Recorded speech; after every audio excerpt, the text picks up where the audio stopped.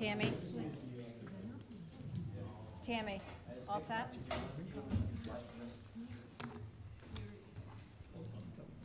All right, call to order the joint meeting for Smithfield Town Council and the Municipal Building Review Task Force, May 23rd. Can we start with a prayer and a pledge, please?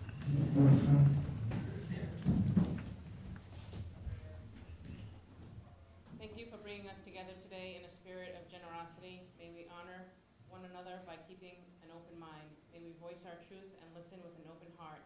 May we discern your will to unite in fruitful outcome. Allegiance to the flag of the United States of America and to the republic for which it stands, one nation, under God, indivisible, with liberty and justice for all. Roll call, please. Mr. Biragad. Here. Ms. Hamilton. Here. Mrs. O'Hara. Here. Mr. Ogier. Here. Ms. Alves. Here. Do you want to open your We've meeting? already opened our meeting. We've been meeting since 5:30. Oh, okay. We opened it earlier. All right. We've just been in recess. Okay. All right, just for tonight, this is going to be strictly an informational meeting, so there's not going to be really any open forum or public hearing, so it's mainly just for information. So the new business, A, discussion by council vote or other action regarding a presentation by architect Eric Army, appearing at no cost to review the 2016 police station renovation proposal and 2016 architectural plans prepared by Mr. Army, in discussion with Mr. Army regarding establishing an up-to-date analytical 2023-24 project cost to complete a police station renovation based upon the 2016 police station architectural renovation plans. Mr. Ami? Madam President, may I ask a couple of questions before we begin? Sure. At the last council meeting, for the last regular council meeting we had, we discussed having the special meeting, and we stated that the purpose of the special meeting would be a one-item agenda, which would be the discussion about the wording for the bond. And I was a little surprised when I opened up my email and checked out the agenda to find that we had added all this stuff, new business A, new business B, with Mr. Army. This process, I don't feel that this process was very transparent in the sense that I did not have an opportunity to properly do my diligence because there was no packet. Typically, when we have a meeting, there's a packet, and if someone's going to do a presentation, we have a packet available to us, so we can do our homework. So when they do their presentation, we can ask the proper questioning. There was no packet at all, and if I can bring your attention to Council Rule number 18, every member of the Town Council has the obligation to read and understand the contents of his or her packet prior to the meeting. We didn't have a packet. Questions and concerns should be addressed to the council president. So based on the fact that we didn't have the proper information, so we weren't able to do the homework, we weren't able to do our homework for this meeting, we weren't able to properly prepare for the meeting, we weren't even expecting this to be on the agenda, I would like to make a motion to table this agenda item, table agenda items A and B, until we can properly, till we have the proper information available to us so we can do our diligence. That's a motion. Anyone want a second? I second that motion. Discussion, we talked about this at the last council meeting, that Mrs. Hamilton was in discussion with Eric Army and wanted to bring him back, and everyone seemed to be open to it. There is no new information. It's basically the same information that Mr. Army presented back in 2016. It's just so that we can bring other answers to the voters. We can give them other opportunities. We can kind of look at just seeing what maybe he thinks his proposal or his renovation might be at this day and age. It's just for information. That's it. Right, and I don't have anything against Mr. Army. I'm sure he's a very good architect, but for our purposes, we have to prepare ourselves when people come before the council. We were not able to prepare ourselves for this meeting because it's stated that we are supposed to have a packet in our meeting with the information that was about what's going on for the meeting, and we were not provided that information. There is no new information. It's going to be the same information. What information? It's been quite a while. It was over 6 years ago. Mm-hmm.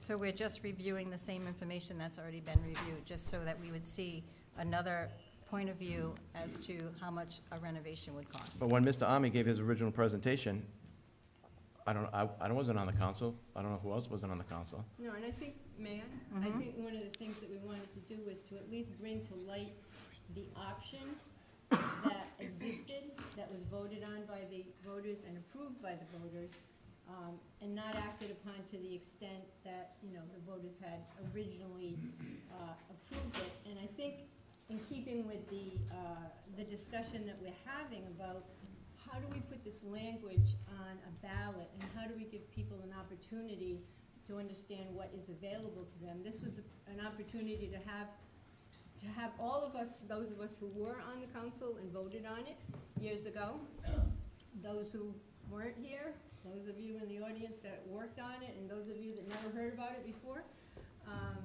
just an overview of what had transpired, so that when we select wording, you know, to go on a ballot in a special election, that we're all in agreement, that we know what we think would be best for people to vote upon.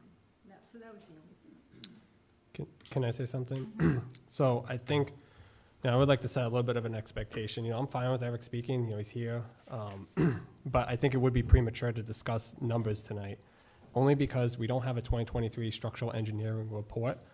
We all know that the building has deteriorated substantially, much different than when we first started looking at this project in 2013 and 16.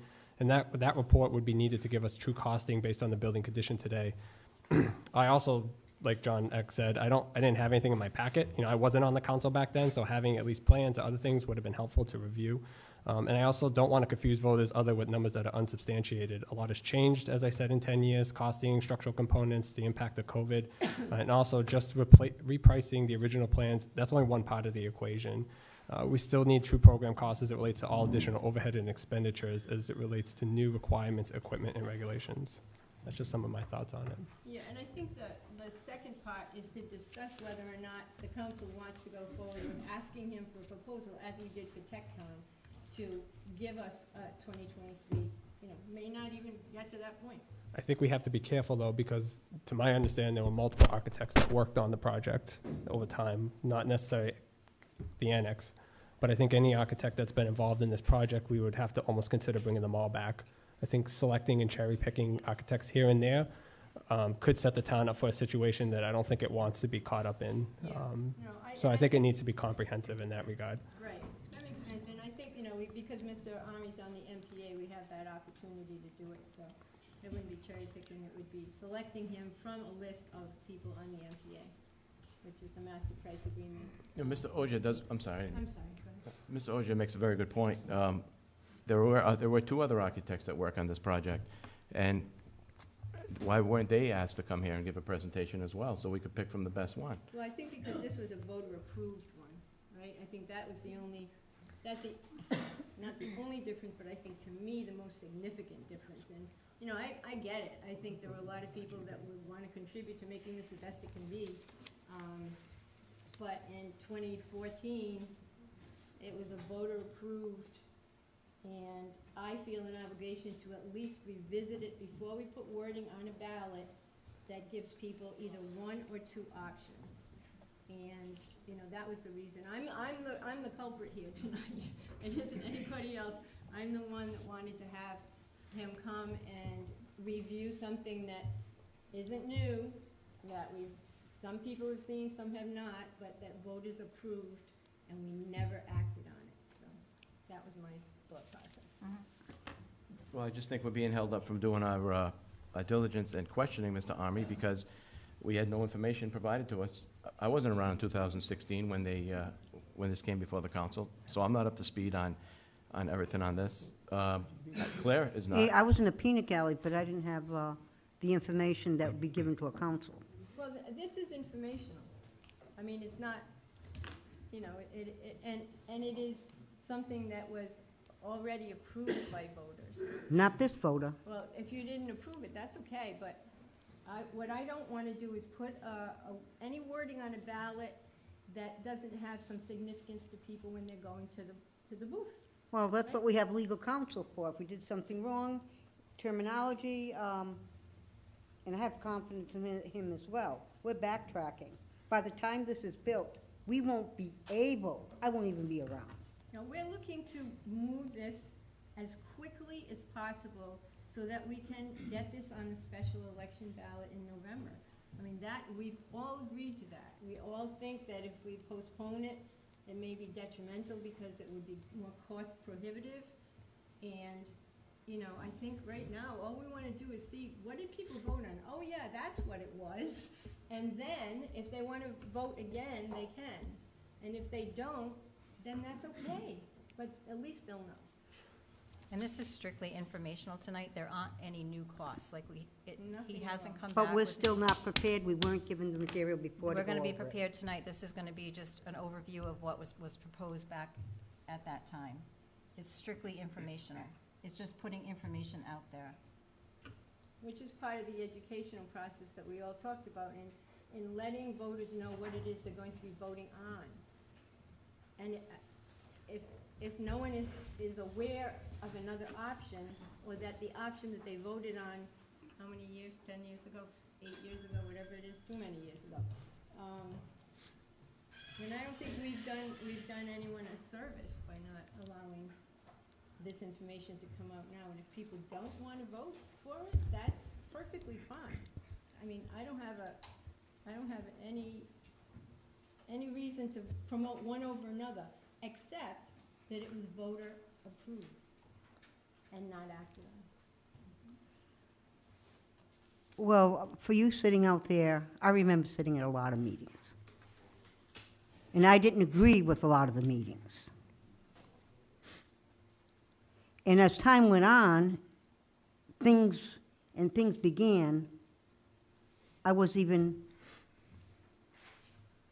patting myself on the back because what was happening wasn't good. And I don't want to repeat it, and we're going backwards. We were lucky to get such competent people. We could not afford people on this. Architects, engineers, we couldn't do it to have this expertise come in here. And they spent all this time, and all of a sudden, well, let's start. We're not paddling forward to anything, we're backtracking. And why? I don't know. And at the beginning, there's certain people that didn't want, my father graduated from Bushing.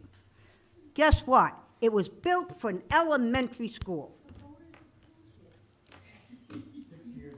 So we have a motion and excuse me, we have a motion and a second on the table. Do we want to do a roll call, please? What is the question? The question was that Mr. Motion Biragad to wants table, to table right. this. So can we have a roll call, please? Mr. Biragad? Yes. Ms. Hamilton? No. Mrs. O'Hara? Yes. Mr. Ogier? No. Ms. Alves? No. Mr. Ami, would you like to start? Thank you. Is my mic hot? All right, thank you. All right. Council, Public Building Committee, I'm Eric Army. Nice to be here again. It's been a while. My firm is SignalWorks. We were formerly referred to as Studio Major when we had done work with the town prior in 2015 and 2016. Same firm, different name.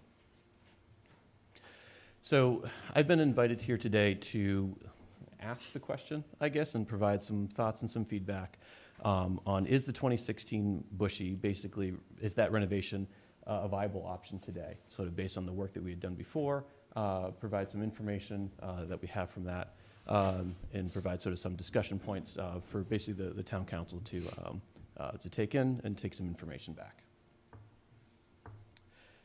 So a little bit about sort of myself and my firm. So my name's Eric Army, so I'm a licensed architect, principal of SignalWorks. We were founded as Studio Major in 2011. I'm licensed here in Rhode Island, as well as Massachusetts, Connecticut, and New York. As you can see, I'm a board member of the Cranston Historic District Commission, so I'm often on your side of the table over there, as well as serving on the Woonasquatucket River Watershed Council as a board member as well.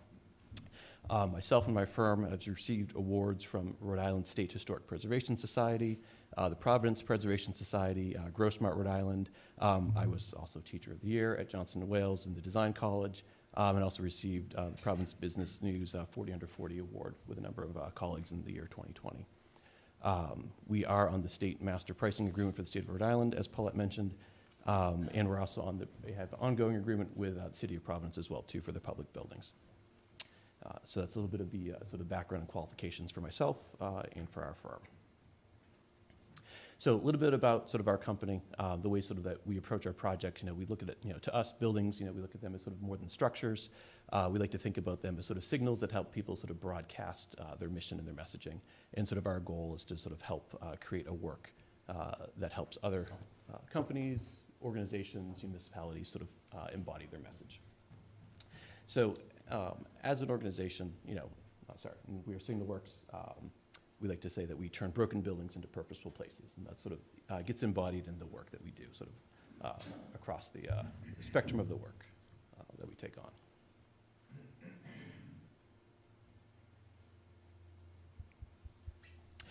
So our expertise sort of extends through urban redevelopment, working with mission-driven clients, including municipalities, and also in innovative education.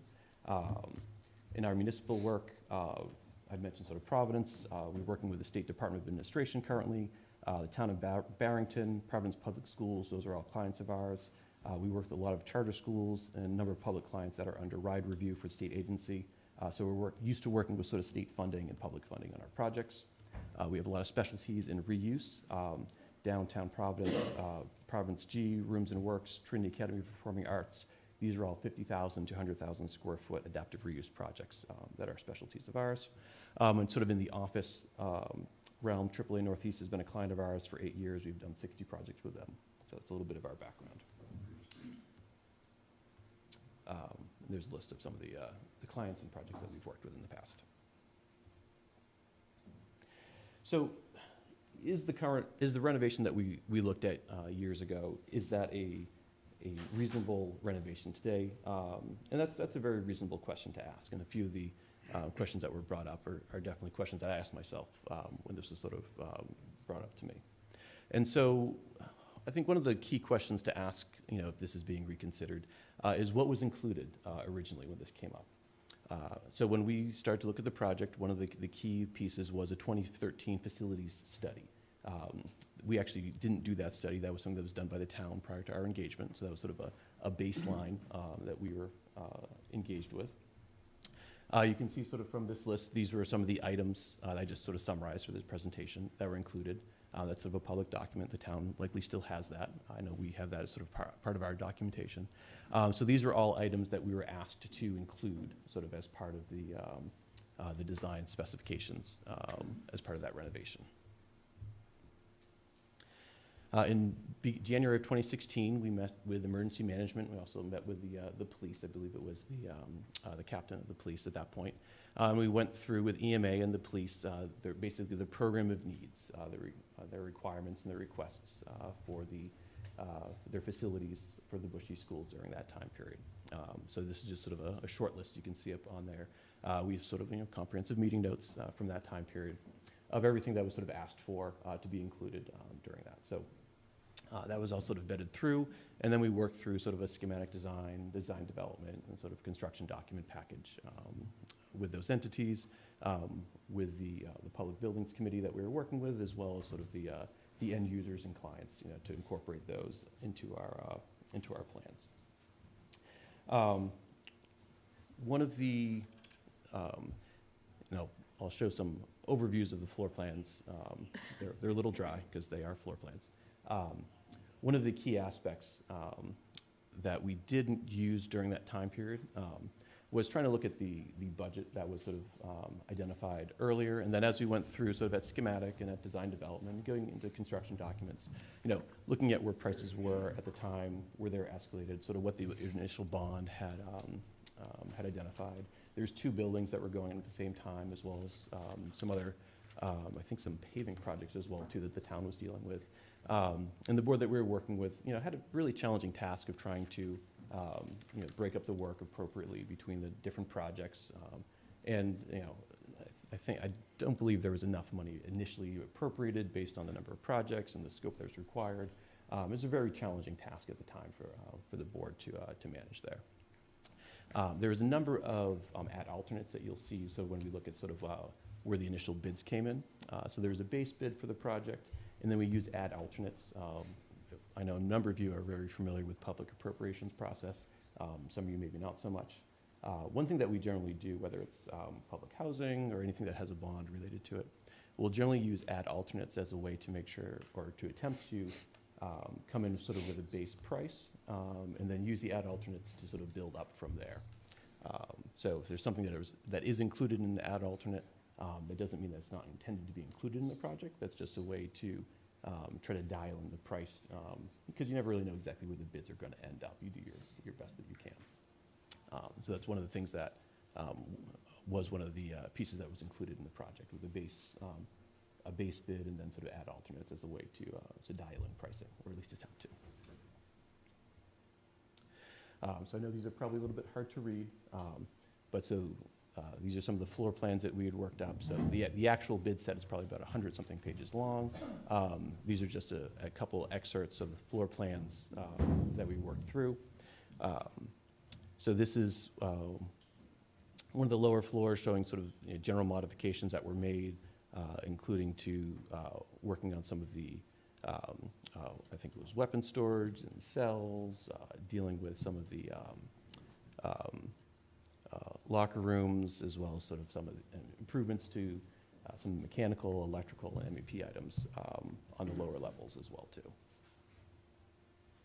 On the upper level, there was modifications to the layouts for the police areas, as well as for emergency medical, as well as sort of the bathroom, as well as you can see, up in this area, there's additional egress and lift access that was incorporated. In the roof, we had designed for new roofing as well too, to be incorporated. And on the exterior, you can see this is what we were working with, sort of with exterior renovations. You can see the lift and access on the side,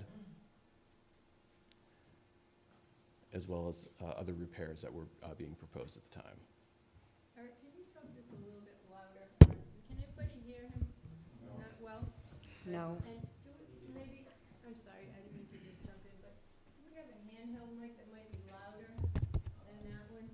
He's got a very soft voice. Is there one? I can try to lean in a little bit more if that's helpful.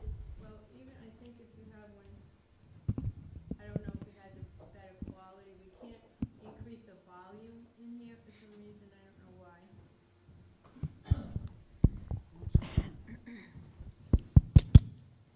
Try that in addition. Is this working better? No?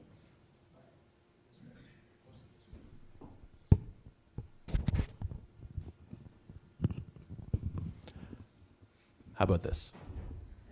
That's project. All right, I will do my best.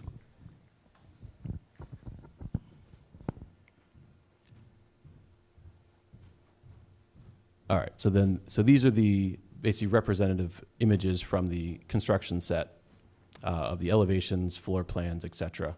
But basically the list of program is sort of best captured, and again, these are just sort of top level elements for EMA working on emergency egress offices, updating their kitchen storage, multi-purpose windows and doors, as well as some site improvements. And you can see for the police, multi-purpose room, updating that for municipal court.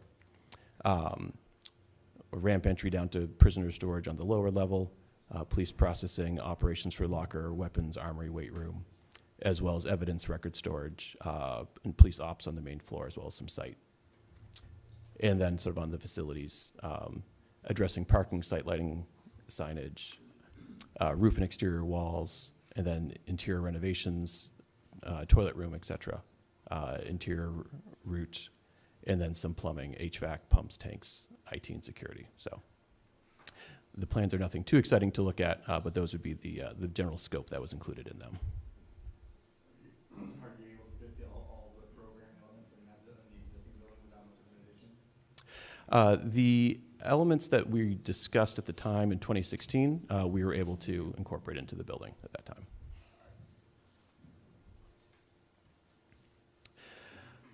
So at the time, we received 4 bids. 3 of the bids were considered qualified. So this is just taken from town documents at the time. I put them in a slightly easier to read format. The average of the base bid was 2.7 million, and including all the add alternates, we were at 3.1 million, kind of rounding up to 3.2.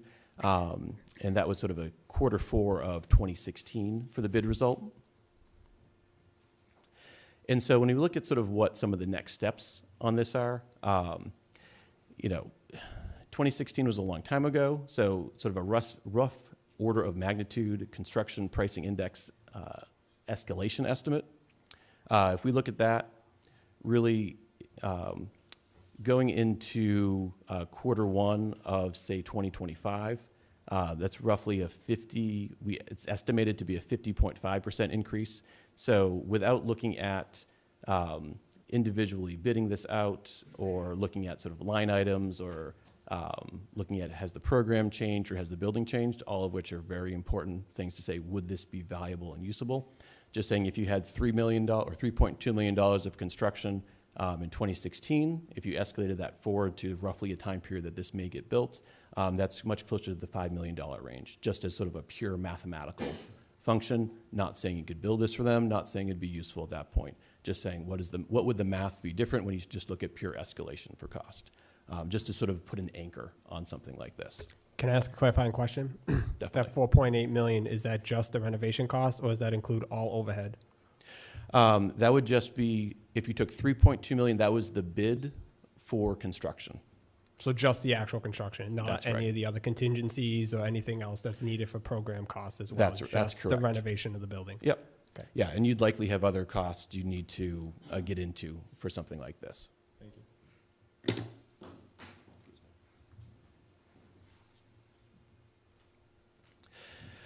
To start to get a little bit finer grain on this, looking at a line item cost estimate for basically today's bid, the nice thing about this is you do have a actual construction document set that was done a number of years ago, but you actually have a true construction document set.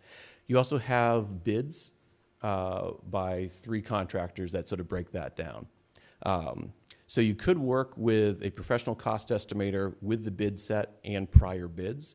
Looking at that, they would likely be able to take a look at this, go through it, and actually come up with a sort of a reasonable cost estimate, right? Concrete, HVAC, and steel have all escalated in different ways over the last 7 years.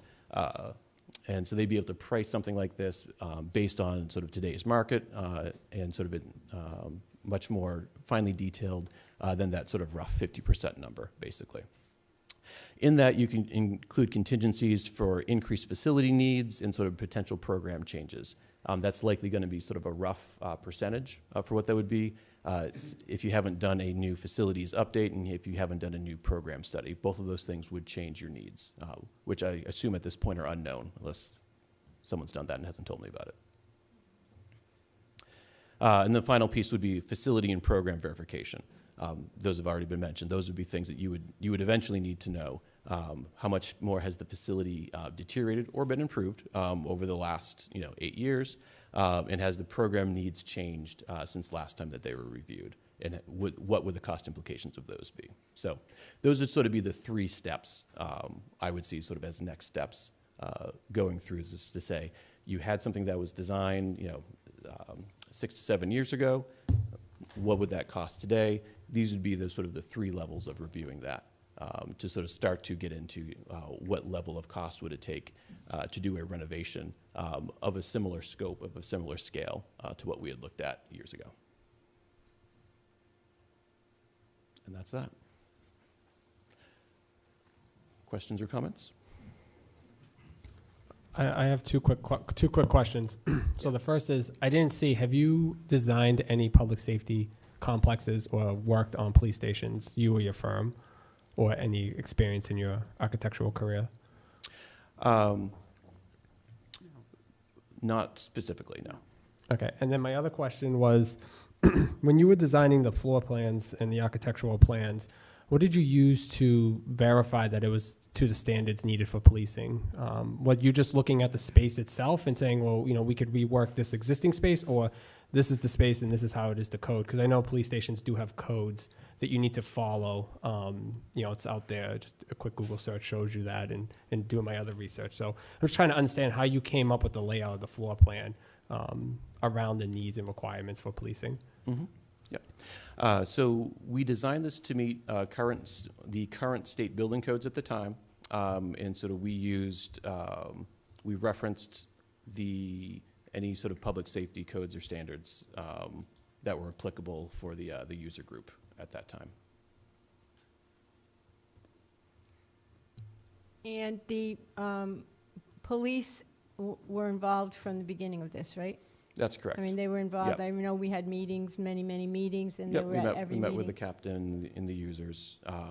One of the things that we do specialize in is sort of as a firm that works with a lot of different groups. So take for instance, so we're working with Providence right now, Barrington, and the State Department of Administration. So there's a number of different user groups that we run into in municipal, as well as some of our private clients as well too. Each of them tends to have different standards, whether they're BOMA standards, whether they're individual standards that their certifying agencies need to meet. We're very adept, and it's very common, whether it's DCYF standards for daycares or schools, et cetera.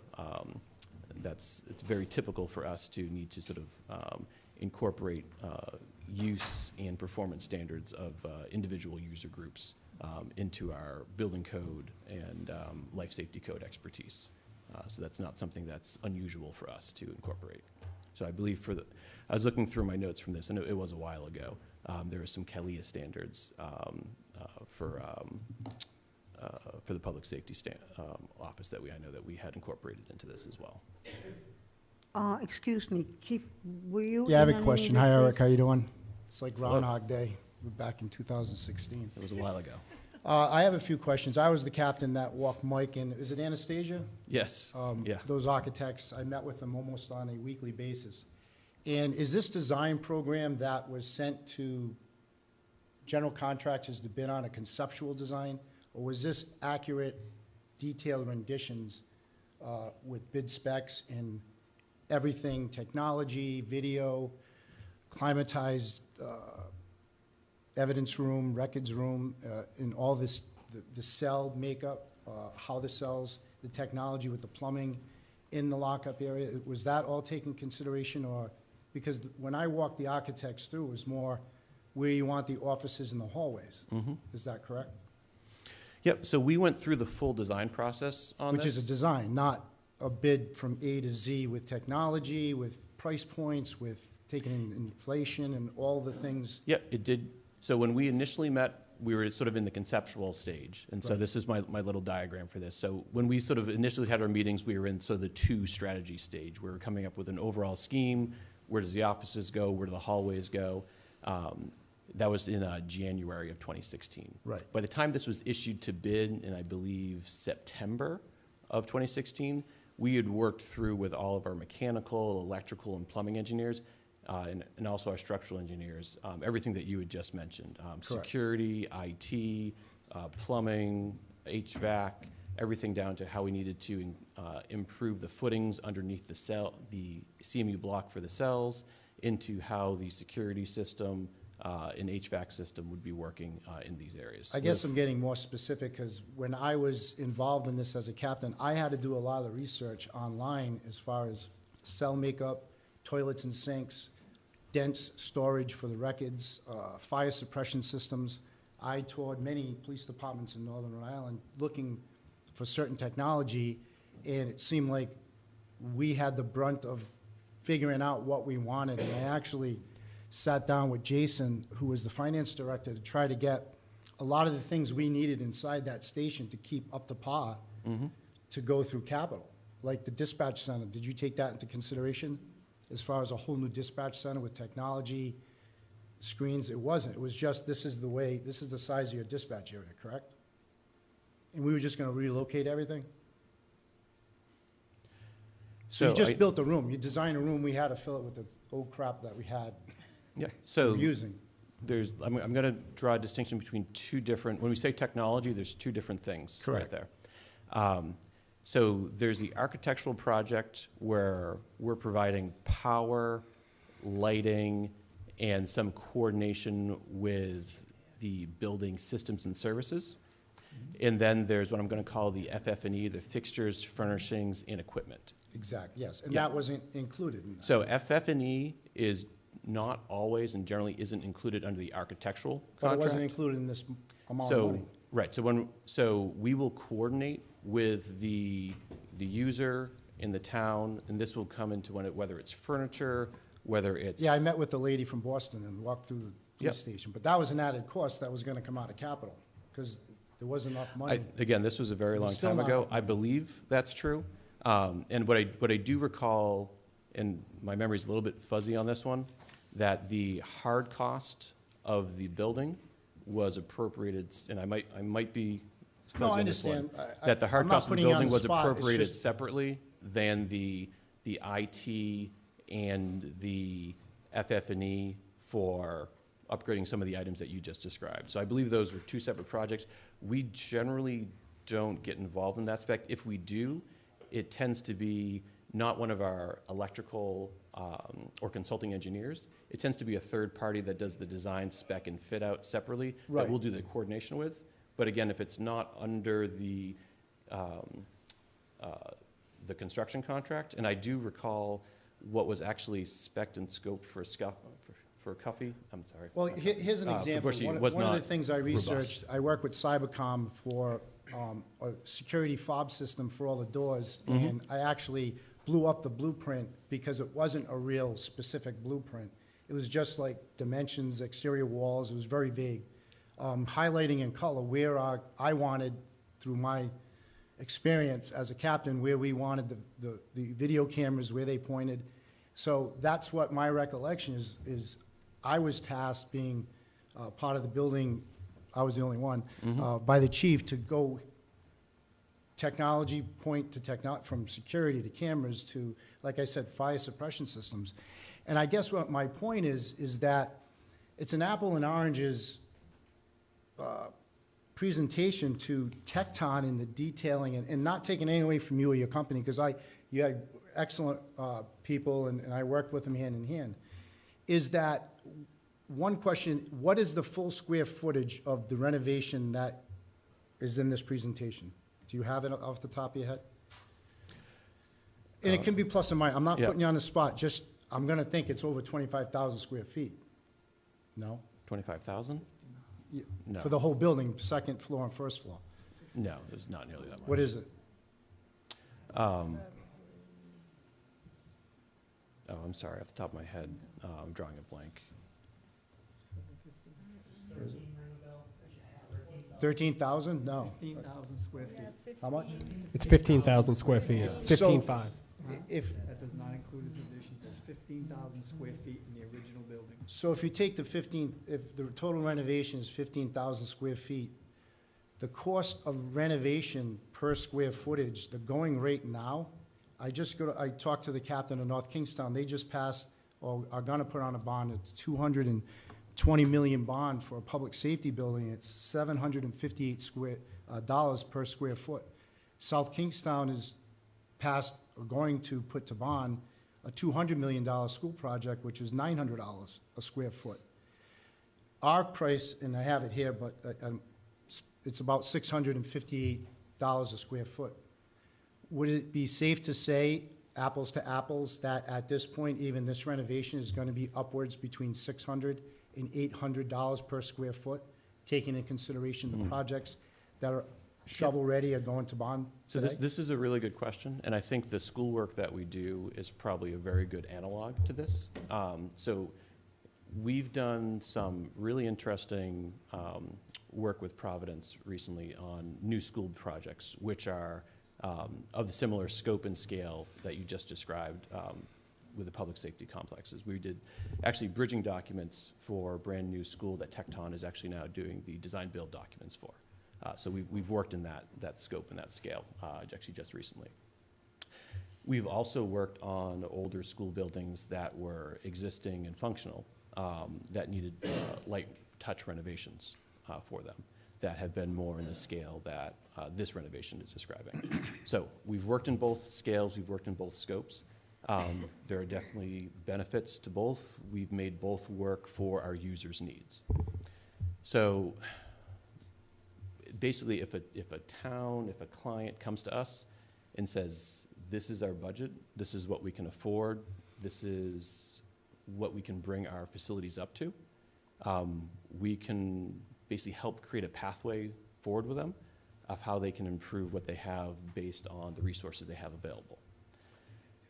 It's really not my call if that's the best choice for them, right? This is really you guys' call, right? It's your resources, it's your public safety facility, it's your schools, it's, you know, you guys are the ones that need to make the call if it's a good use of your resources, if this is where you want to put your energy, if you can afford it, if it's a good long-term fit for you. We've done both, you know, and we've helped guide people through both. And you guys, it's your job to make the argument, you know, both ways and make that decision. And we've helped guide clients in both directions, honestly. We're the service provider right there. And when you said apples and oranges, it is apples and oranges. It's two very different projects. The scale, the quality, the fit out, the level of detail that's going to be addressed on the design side, as well as the construction side, is two completely different things. The design sets won't look the same, and the finished project won't look the same, nor will the price look the same. That's completely true. And so what we're talking about here are two completely different approaches, you know? So if you do this, many of the things that you just described about the level of rigor to the IT and security and safety and that approach there, that honestly go beyond my expertise, right? That's not an area that I'm an expert in. We would work with a consultant there. Likely wouldn't get addressed on here. It's just, I don't know the details of what you're describing, but just from general knowledge of it, it's likely not all going to get included. Right, and I'm just trying to compare, again, not taking any away from you or your company, but Tecton did take that into consideration, and they did do nationwide best practices for police facilities with technology included inside, right? Totally. So and I'd say, one other question I have is, you didn't answer the question really of, in your opinion, would that square footage price fall within that amount? $600 to $800 a square foot? I'm actually approaching this differently. When we did this project, and if you were to do this renovation, Yes. you're really starting differently. And you're saying, you've got 3 million, 5 million, 6, 8, I don't know what your numbers are. Right, you were gonna working end up being. backwards at that time. You work backwards We're to the working number. forward You this say, time we've got on a an build existing design, building. this is the cost. How do we derive value from the existing building? What can we do for our public facilities with this existing building? And is that a good fit for the town? It's a very different way of scoping the problem. And, you know, honestly, maybe the money goes into better technology rather than new walls and floors. I don't know. Maybe that's the way that the budget gets moved around. I just want to say that's a dangerous question. I mean, a dangerous answer, because we all know that building is falling apart. We're sinking $1 million into it today to fix it, just to keep it insured. So I understand where you're coming from and the value proposition that you're proposing, but we need to be careful when we say that, because we know that building, due to deterioration over the years, is not in a functional state. So it's $1 million right now, what we know. There's still a ton of costs that we don't know if we were to start going down this path. So I just want to keep that on the forefront of people's minds when we're talking about it. That building is not stable. And that's a very valid point. One of the things that we do a lot, most of our public work is in schoolhouses, which was originally a schoolhouse. So we do a lot of CapEx or capital expenditure work with existing school buildings. And one of the things that we often look at is, you know, what's the cost to replace versus the cost to repair. That's a very common thing that the state will look for when you're doing RIDE funded work. And sometimes the cost to repair is not there. But the important thing is that you run that calculation, right? And like I said, like I don't know what you guys have done with Bushy since our last involvement. I know what the report said in 2013. Buildings don't tend to get better if you don't put money into them. That's definitely true. And you know, $1 million into it today, I don't doubt you. I definitely believe, you know, in the work that we had seen before, and finding what that value proposition is, right, is helpful. But honestly, making a plan, right? Because if this building isn't the future, like, how do we get out of it quicker? I think is the right question to ask. And if it is the future, how do we make that $1 million go towards something that's actually going to be useful for a 50-year lifetime? Sir, excuse me. So it sounds like what you're saying is that when you work those numbers and you gave the, you know, you projected the forward from the original price and you came up with that other number, it sounds like what you're saying is that number does not get us a updated, modern police facility. That gets us something within the scope of what we were told that the town can afford. Am I right? I'm going to be careful with my answer here. When we were looking at Bushy, we were stabilizing, updating, repairing the existing facility. Would it be quality? Yeah, I think it'd be quality. Would it be an efficient use of resources? It probably would be, you know, as long as, you know, when we look at the facilities assessment, we don't find, you know, more black holes there. Would it be a state-of-the-art, 21st century, you know, top-of-the-line facility? No, this would be stabilizing a current asset and doing a darn good job of making sure that we've taken care of, you know, what we have, and honestly, probably trying to put more into the technology and the IT than into the facility. Would it meet federal regulations at least? That would be the design spec. What do you mean? That would be the goal. That'd be the goal. Yeah. Okay. It has to, you get If you're fined by putting the money government if you into don't. Right. That's what Situate had to do. They were about to get fined. So, I mean, it's been 8 years since I've looked at this project, and codes change every year. So I'm So if not a saying new- definitively. Like, we find things with schools too that, like, you know, we get into something, and you know, sometimes we have to tell clients. It's sort of like, you know, codes have changed since last time we looked at this. You know, it's now requiring X, Y, and Z, which you used to have exceptions for, and the value of this exceeds the value of your building. We're an adaptive reuse specialist, and sometimes we tell people, you get the most value out of adaptive reuse when you get value out of your existing structure, and it gives you certain benefits. And we've had projects where it gives you zero benefit, or sometimes negative benefit. That does happen sometimes. And if you've had certain structural deteriorations to the building in the last few years, it might have a negative benefit to it. So I'm not saying that this is the best answer in a slam dunk. I'm saying if you look at the existing building, do the facility assessment, and understand what you're looking at, you could potentially make a really good plan that might get you what you want, if that's what you guys decide. Like, I don't know. right. You guys. So if a brand-new building would have, what, a 50-year lifespan, give or take? A new building? Depends. Or more? I always try to design more than that, but that's the Okay, technical even answer. better, right? That's the technical answer. Right. Right. I don't get why. All right. Why we have conversations about building things for 40 years or 50 years. It's I called- built something that goes forever. All right, even better. It's called IRS. Why we have to put a lifespan? I agree. So anyway, It's called my IRS. question is, IRS will depreciate it over my that time question period. is, if, say it's 100 years, you know, well, you're not up to the speed on the condition of the building now, but pouring 4.8 plus whatever the other stuff, say, how many years is that gonna be a 10-year building now? Is it gonna be a 15-year building? What? Okay, I understand your question, yeah. So when we talk about lifespan of a building, really, I'm gonna give you a technical answer you're not gonna like.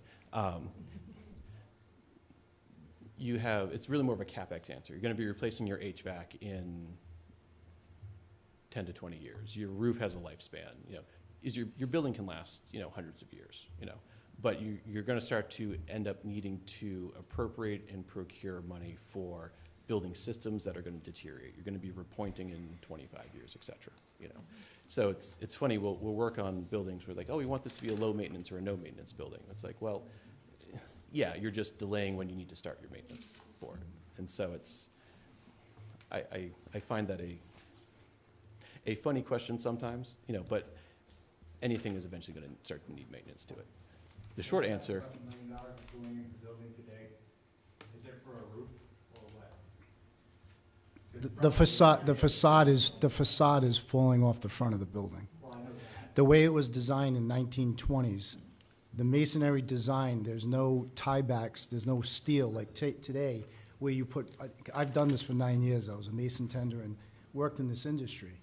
So what you have is it's a stretcher and a runner. The brick actually holds the brick facade back to the masonry and there's wood interjected in the masonry.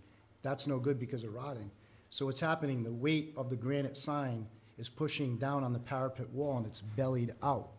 And the relieving irons over all the windows in the front has a half-inch exposure in the front, almost this far from falling off the iron, bellied down to its consistent 1-inch reveal on the outside, meaning everything's pushing away from the building.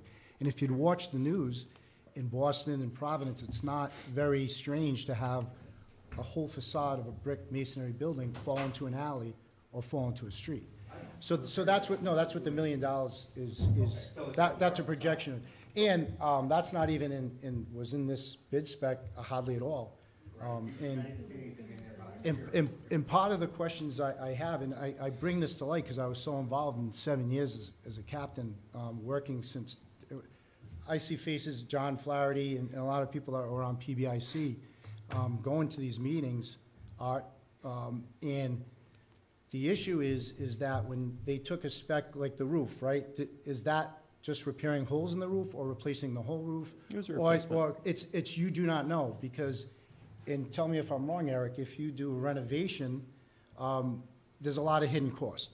And this bid package really didn't take those considerations because you don't know until you get there. And that's usually a time and material issue. So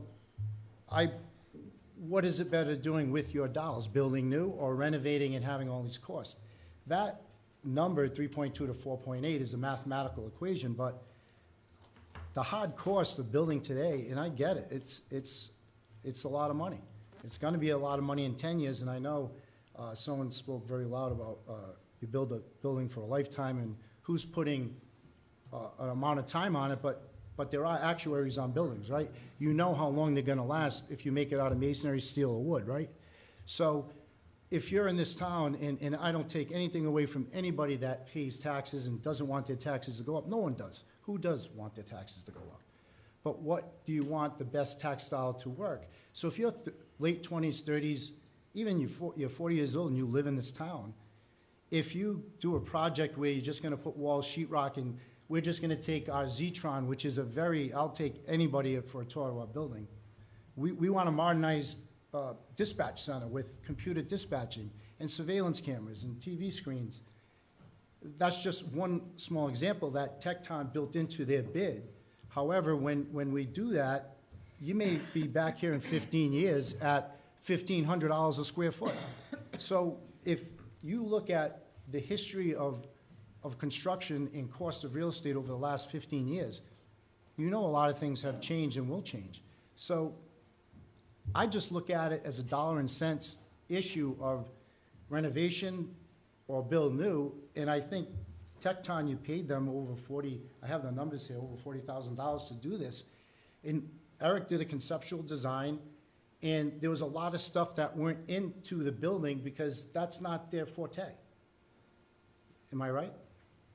it was actually a full construction document set, not a conceptual design. It was complete. Well, I mean, with everything in it, there was nothing in it. It was just make this room and we would just move our stuff into it. I can agree that we did not do an Right. IT package because that was not in our scope, but what we did was our specialty. Can I just ask clarification, Chief? So Sure. the program set was for what you can do under your scope, not the stuff you would consult out with? The FF&E, all the electrical components, IT, things that, or did that factor in those things that you would outsource because you don't have the expertise in-house to do? Yeah, so Well, let me give a precise answer on this one. Right. That's what I was saying at the beginning. We included all engineering for the building. So that includes HVAC, plumbing, work regarding the generator, structural engineering, all the consulting engineers on that. Many of the, so a lot of that can be specialized for public safety. Our consulting engineers do have a plethora of public safety experience, and though we specifically worked with them because those were much more specialized, especially in the electrical, life safety, and in the HVAC. So it's safe to say there would be additional cost that would still have to be factored in? I'm not following.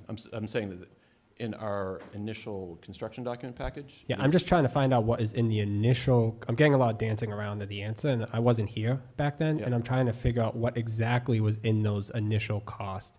Because you also said earlier that you only do some stuff in-house. You outsource some of the electrical IT components, you outsource some of the other pieces.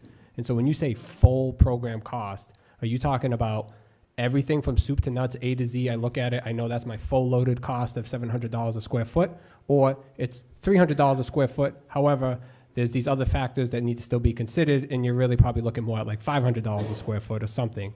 I'm just trying to get a sense of the true dollar to dollar comparison, because I have something from Tecton that lays out minus any extra addition cost.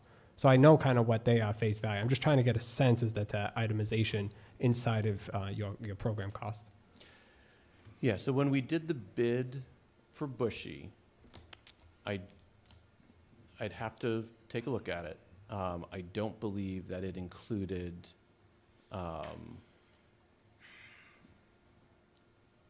yeah, I'd have to look what was included for IT in that one. I don't know off the top of my head. We did not have a robust, so basically as the architect, we tend not to specify furniture or like computer equipment, for example. So those computer equipment, furniture, those things are generally not included in an architect's bid. But are they included in your estimate? And that's the question. I'd have to look into that. They generally aren't. This was a long time ago. Sometimes these things do get included back in, but I'd have to look a little bit closer. Chief, do you know when you originally were doing this program and you knew you had to go out for other sources, did you actually cost out any of what you were going to be responsible for? I did or- so many computer searches and looked into technology on dense storage, on fire systems that suppress the oxygen so records and evidence wouldn't be destroyed. I looked into the fob security system back then, which you just wave your card. If anyone doesn't know, you put it on your keychain and you can access all the doors without using a key. So I don't remember specifics, but I do know there was a lot in the constructional design that was lacking some of the technology within that we wanted to have in the building to be up to date. In another thing, another issue, I know in a lot of past meetings that the police signed off on this project and we were all happy about it.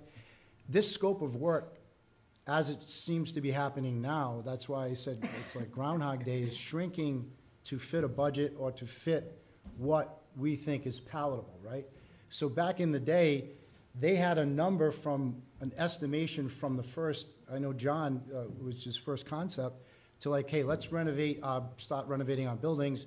And the number was chosen and it was kind of done backwards, right? So if you build a building, you buy a piece of land, you get 3 builders, you pick a design, and then you get 3 costs, and you build a house. This was kind of backwards, right? So when there was talk about an addition, which I'm assuming back then it was the Sally Port. So it wasn't an addition, it was, we don't have a Sally Port, and for those who don't know, it's a secured, enclosed area that you can drive a cruiser in to safely take out a prisoner within a locked space where you can lock your firearm, you can have decontamination. I'm just thinking of all the things that have changed since 2016 till now, from COVID to fentanyl, to all the things these gentlemen fight. And when you get into a closed environment with people that are infected with, I know when you worked for us, we had a prisoner with MRSA.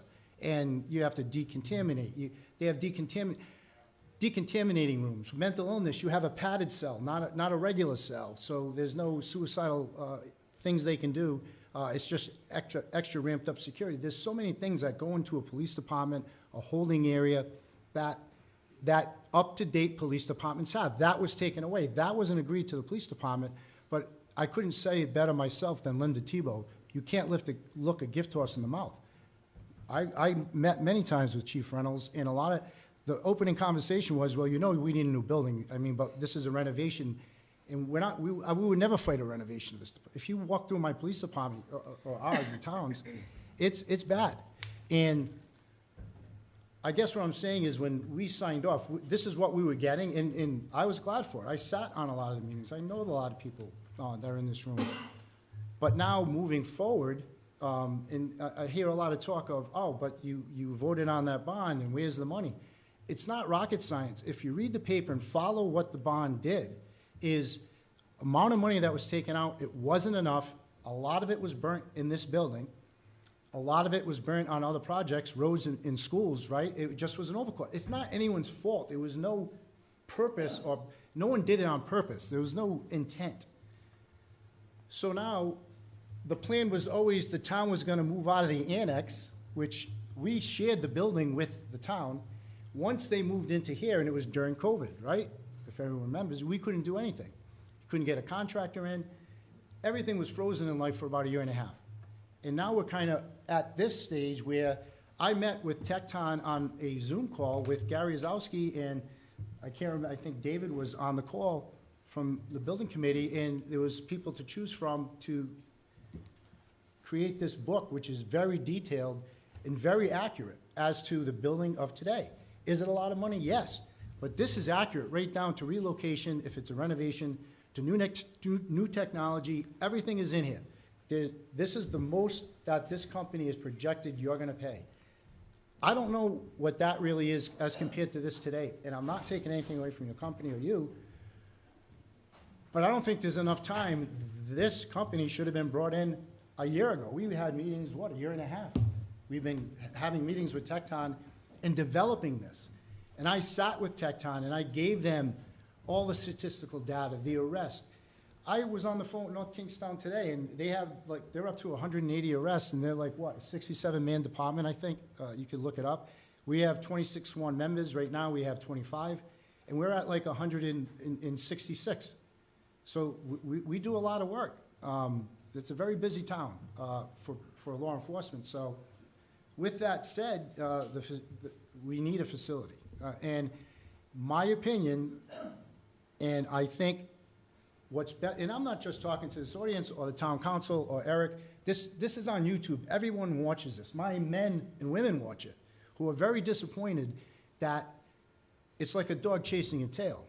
And what we need to do is make a decision as a town to invest in infrastructure and in a building. It's not for me. It's not, I go to work every day, you go to work every day, but it's for the people that precede us, for the chief that precedes me, to the officers that precede, the officers that are sworn and working in the town now. With that said, if you're gonna spend, and I did 2 renditions of this, reducing the scope of work, I just wanna let everybody know.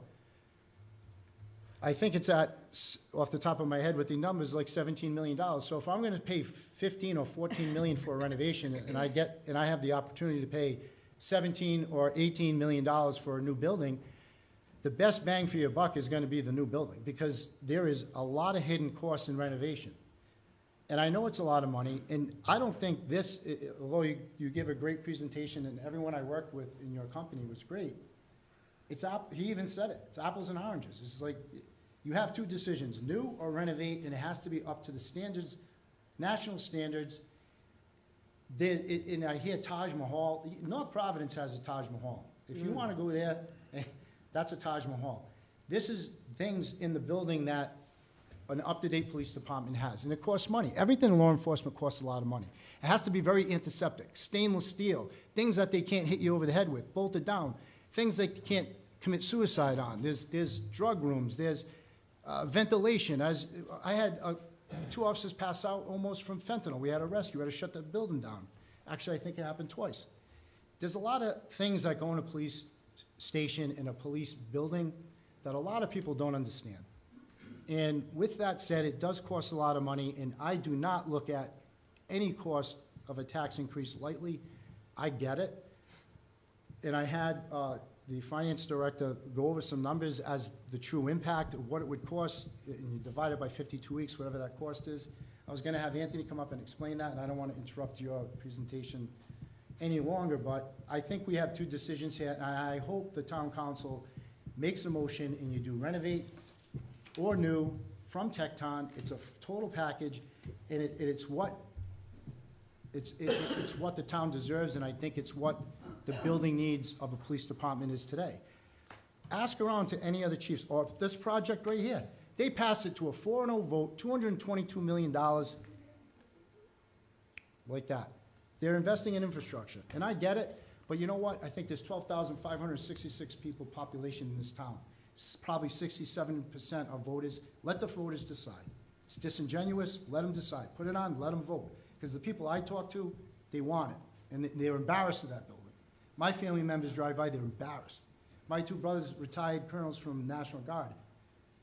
You know, that doesn't, you fix your buildings, and I think it's not for me. It's not just for my active members now. It's for the whole town. There's no individual here.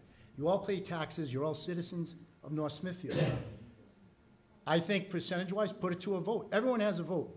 Mike Clifford has a vote. Anyone in this audience, you have a vote. You have a vote. I think we need to stay on They didn't topic. steal it from you. The money was spent on honest mistakes and overcost. That's why you don't renovate. You build new, because the costs are more exact. This is more exact science right here. That's all I'm saying. I don't think this, excuse me? 100%, and that's all I want. Put it to a vote. That's all my men and women want. Just take action, build new or renovate under the Tecton. You paid them is it over $40,000? Right. So why would you invest on telling people, what do you do for a living, Mike? Okay. Excuse me. And I'm just saying, they specifically do things for building modern police stations, and that's the cost. And that's all that is, and it's my opinion. And I would hope they put it in the bond question.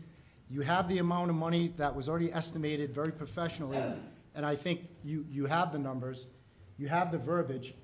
There's no senator or representative here, which I would hope they would have been here and they could have heard all this. That's all I ask. I think we can't have public. Mr. Ami, so how long would it take to do a cost estimate from 2016 to now that would be a total, like the total building with all the interior, everything, so that we could compare apples to apples? Yeah, that number 2 item that's up on the screen right there, probably a few weeks to get the professional cost estimate to take the old bid set to update that. I'd say as long as we included a contingency for increased facility needs, if there's any documentation on exterior that I've heard of that's documented anywhere, that we could include that.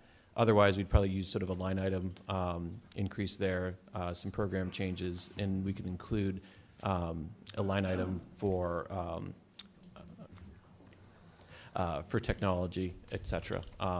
If there was comps from the level of sort of technology that's been specified on another project, that could also be included as well too, if we're trying to get apples to apples on technology. Excuse me, I'd like to comment.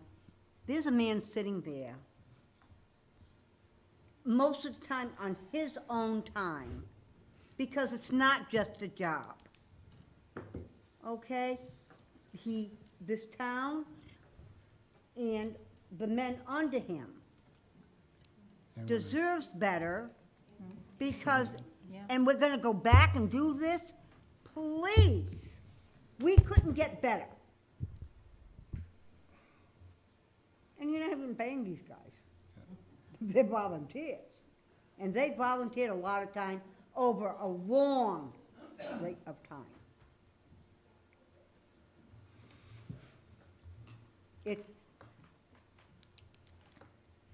council have any more questions If- for Mr. Ami? I do. Mr. Ami, the number that you, 4.8, it seems like we're going back in time again, and instead of actually coming up with, you said we, like the chief pointed out, we're kind of doing it backwards. So we have a number, and then we're going to back into it. But what I think, instead of comparing apples and oranges, what we need from you is for you to give us a price for a renovation on par with what Tecton gave us, because comparing this and comparing what Tecton gave us is two very different things, right? So what we need from you, I would think, is for you to go through that building like Tecton did and tell us what you think it would be, how much it would cost to bring that building up to a modern police facility. Not something we're gonna back into and get in the same run into the same problems that we ran into in 2016. And you're paying $40,000 to do it. Exactly, right, because we don't need to, because we already have Tecton that did it, but that's what I'm saying. So we're gonna, he's given us, he's not comparing, he's comparing apples to oranges. We're backing into a number again. That's exactly how we got into this trouble in the first place. We had a number, and we backed into it. I'm sorry, what's the question? The question is, the only fair way to do an apples-to-apples comparison, is if you did a presentation, or if you came up with an estimate like Tecton did, based on making it a modern police facility, not based on backing into a number from 2016. Times 658. Can you bring on? It's 9.8 million. That sounds like a statement. No, it's a No, question. I think what Mr. Biragad is trying, which I just said, is how long, or could you bring us an estimate to bring the building to compare apples to apples with the renovation that we received? Would you be able to come up with a price estimate at this time, at the escalation of today, to compare to Tecton and not back into a number, and what you think a renovation would cost? Could I make one point, please? And I don't mean to interrupt, but let's just say the town, well, not to say it's reality, the town paid over $40,000 for Tecton to do a cost analysis and a plan for a new police station, with all their schematics, with their algorithms, with their computers, with their people that look and study the prints. They came up with $658 per square foot. And that cost estimate has fluctuating, as you know, as the bond percentages go up, inflation, supply chain, there's so many things that affect it, but that's what they deal with. This is the profession of this company, to deal with specifically police stations. So at 658, if it's 15,000 square feet of renovation, common sense would dictate it's $9.8 million. Not necessarily, because that includes the structure and HPC and everything. No kidding, that's a whole, that's everything. That's stud walls. So, Eric, the six. No, excuse me. Strike, I apologize. Excuse The me. number is close to that for renovation in this plan. So the $658 per square foot, would that include the interior of the building, the IT, and everything that we spoke about, or is that just strictly the building itself? The reason I pause is, one, I haven't seen the Tecton proposal, so I'm not sure what the program for that is, right? Because the online, program that we looked at had EMA and police station renovations. I don't know what that program is, so I don't know that if that fits in the current building. So I don't know that if it would fit in that footprint. So that'd be my first concern. And so if the question is, could you bring the earlier proposed renovation up to the quality of the spec of the Tecton proposal? If that's the question, then I think that's reasonable, right?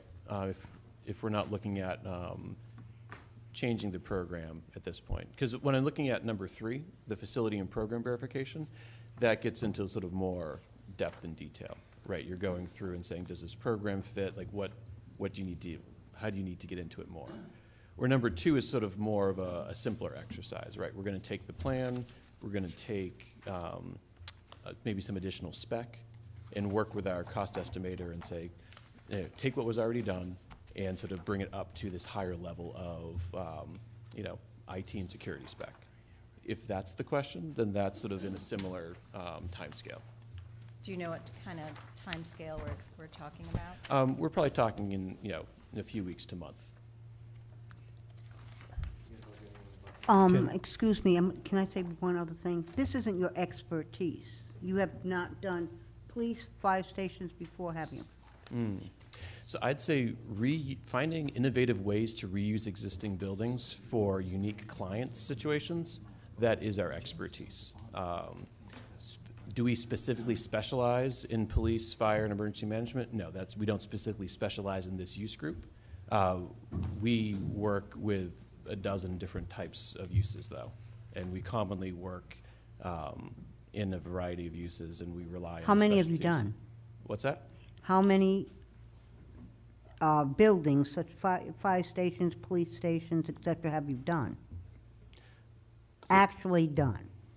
Yeah, police and fire is not a specialty of ours. How many have you done?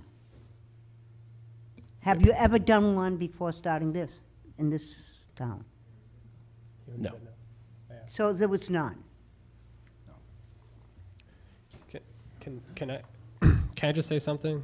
I'll say it now, or when we're done, I'll say it. It doesn't matter when, but I just want to say, that I do appreciate Eric's time tonight, but the town can't afford another delay, and it would be fiscally irresponsible to do so. We are sitting up here today because we were voted in to make these decisions now. We need to do what is best for the residents and cannot go backwards, and nor can we afford to go backwards. I'm okay with presenting options to the voters on a ballot, but we need to use realistic, present-day numbers. After speaking with bond counsel and legal to review the 2014 ballot question and bond act, which I have the ballot question with me here tonight, I was surprised to see that it did not include the word renovate. From a bond issuance perspective, a complete renovation at the annex was not a mandate, and while it may have been discussed in a plan by the council at that time, there was nothing binding to that plan, and it was not assigned to a specific council or council year. Rehabs and repairs have been and are ongoing and being made to the building to address immediate safety concerns, but it is not a sustainable solution, as we've all spoke to tonight. Additionally, anyone throwing out a $5 to $6 million cost to renovate, as we've learned tonight, is not including all factors in cost. These are only construction costs. Any ballot question with construction cost only, I cannot support. We will be grossly underfunded and will be in the same situation as prior. Let's break that cycle tonight for the betterment of the town. Tecton has already provided a renovation cost, which I spoke to at the last meeting, and I have here tonight, of $4.3 million for just a 15,000 square foot building, 15.5 square foot building. But that is only one line item on everything that is required in the program, such as development and equipment cost. Tecton has the history and the experience to get this done correctly. And again, I'm not saying that we need to build a $20 million station. In fact, I don't think it should be a $20 million station. But I still like to see plans for a one-story, and that we still have the option to work with Tecton and both the chief and the MBRTF to further cost savings to the taxpayer. Waiting till 2024, in my eyes, is not an option, and the ballot question decision needs to be made, and it should be made tonight. I've spoken with our state rep, and our state representatives are ready to assist us at the state level. Keep in mind, they're planning on breaking early June. A delay that we've already seen over time is going to increase construction cost even further, renovate or build new. So we're only going to continue to take on that burden as taxpayers if we keep delaying. How would you do the ballot question with an option if we don't have a dollar amount for renovate? I think we have to use Tecton's number. Well, that's 17 million in a new. No, I mean, you can look at it right here. That's 17 million, but that's what the existing facility addition of 3.6 million. You could probably knock another couple $100,000 off or $1 million off there, and you could still borrow from the fund balance, as we've said. You could probably put like a $13-14 million cost to the renovation. But I think if we wait, this, as the chief said, these conversations should have been happening earlier. I think there would have been time. We met with the MBRTF back in January or February. We easily could have brought in other firms, additionally, outside of Eric. North Attleboro's police station, they used a firm that specialized in public safety complexes. Cumberland, they used a firm that specialized in public safety complexes. We have one shot to get this right, whatever path we go down. If we make the wrong decision, I plan on being in this town for a very long time. I have 2 young daughters. I'm proud that this is their hometown. I want them to be proud of the town they go up and not continue to just see a town that gets nothing done, right? I mean, we've been talking about this for over 10 years. This was on the ballot before we even had an idea exactly of what we were doing. It was conceptual in nature. It was voted on in 2014. The plan was designed in 2016. It was 2 years after. Any basic cost, time, value of money would tell you that you were already behind the 8 ball when it was coming to utilizing those dollars effectively. And so I think in terms of the true cost, I think we have to go a little high if you want to go the renovation route. Because if you underestimate it and you grossly underestimate it, we're not going to be doing anything. We're just going to be patching it up and saying that's good enough. So can I just get clarification? So you'd be okay with a renovation from Tecton, but not from another firm? I never said that, Paulette. No, I'm just Yeah, asking. don't put that in my mouth. Because, no, I'm asking, so you have a figure there from Tecton, so you have 2 proposals from Tecton. One is renovation, and one is new, correct? Correct. If I was on the council, when I was on the council in 2018, 2020, I spoke about renovating. If I was on the council, or if I had been elected as the TA, my suggestion would have been to the council at the time, we need to go out and seek additional firms that have these experiences, expand the scope. And I'm sure the MBRTF, I don't know what their conversations were like. I'm assuming they put out qualifications and got people. But I mean, we use this group as an advisory group, and we have a history in this town of doing the same thing. We use them, and then we don't take their information seriously. You know, we did it with, you know, it sounds like the PBIC, we did it with the MBITF now we're doing it with, we do it with the Budget Committee, we've done it with the Conservation Commission, the list is on, and I think that needs to stop. We need to say, okay, if we appoint people to positions, we need to value their input to help us make the decision and get the information that's relevant to make that decision. And just looking at these numbers, you know, he used 4.8 million, Tecton's under by $500,000. I don't understand where you're getting that. I thought it was, It's 17 all in, but you have to look at just the renovation cost is 4.3 million. Take out the almost $3 million for the extra square footage, which, no, excuse me, we need to get rid of the public commentary too. It's distracting. okay, so, all right, I'm not gonna look at this right now because I think I'm confused about the renovation number being 4 million. That's, oh, whatever you just said. So Tecton I'm on not July sure how- 16, 2021. Yep. North Smithfield, opinion and probable project cost, July 16, 2021. Police station addition renovation. I'm just going to read a couple of these. Construction cost, existing facility renovation, 15,533 square foot at $280.29 a square foot. $4,353,700. The existing facility addition, which my understanding was to make up for the lack of space down in the basement and to store the HVAC systems, was for additional 7,281 square feet, which would have translated to an additional $463 per square foot rounded for $3.6 million rounded down. So your site work of $1.3 million, you were looking at a total, I'm assuming this is an average square foot of 400 square feet for $9.3 million. So you can see the itemization in here. You back out the existing facility addition if you feel it's not needed, and you back out maybe some of that site work, you're probably looking at the 4.3 million, which is under the 4.8 million. You probably don't need as much selective building demonstration, and you probably don't need as many temporary structures, but I'm not an expert in this. And so that $14 million is probably more closer, if you don't feel like the addition is needed, probably closer to $10, $11 million, and then you add in an additional $2 million, you're at about $14 million, and we have the fund balance. You could do it if that's the route that the council feels it needs to go, but I feel like we need to make that decision. If we were going to get additional costs, we've had 8 years to do it. We've had 6 months to do it. I feel like we're just kicking the can down the road, and it's only going to increase the cost, even if it is a true renovation. I mean, we've already seen costs escalate highly. And what is the date of that? July 16, 2021. So those figures have escalated since then, correct? Probably a little bit, yeah.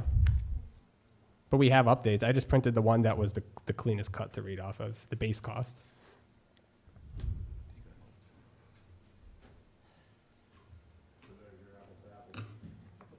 Does the council have any more questions?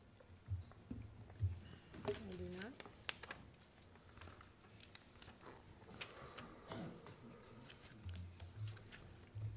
Did anyone want to make a motion to, now, Mr. Ami, if we were to ask you to come back with solid numbers, you said it's going to take 2 to 3 weeks or so. No. That's accurate. And what kind of price range are we talking? We'd have to estimate that and give you a proposal.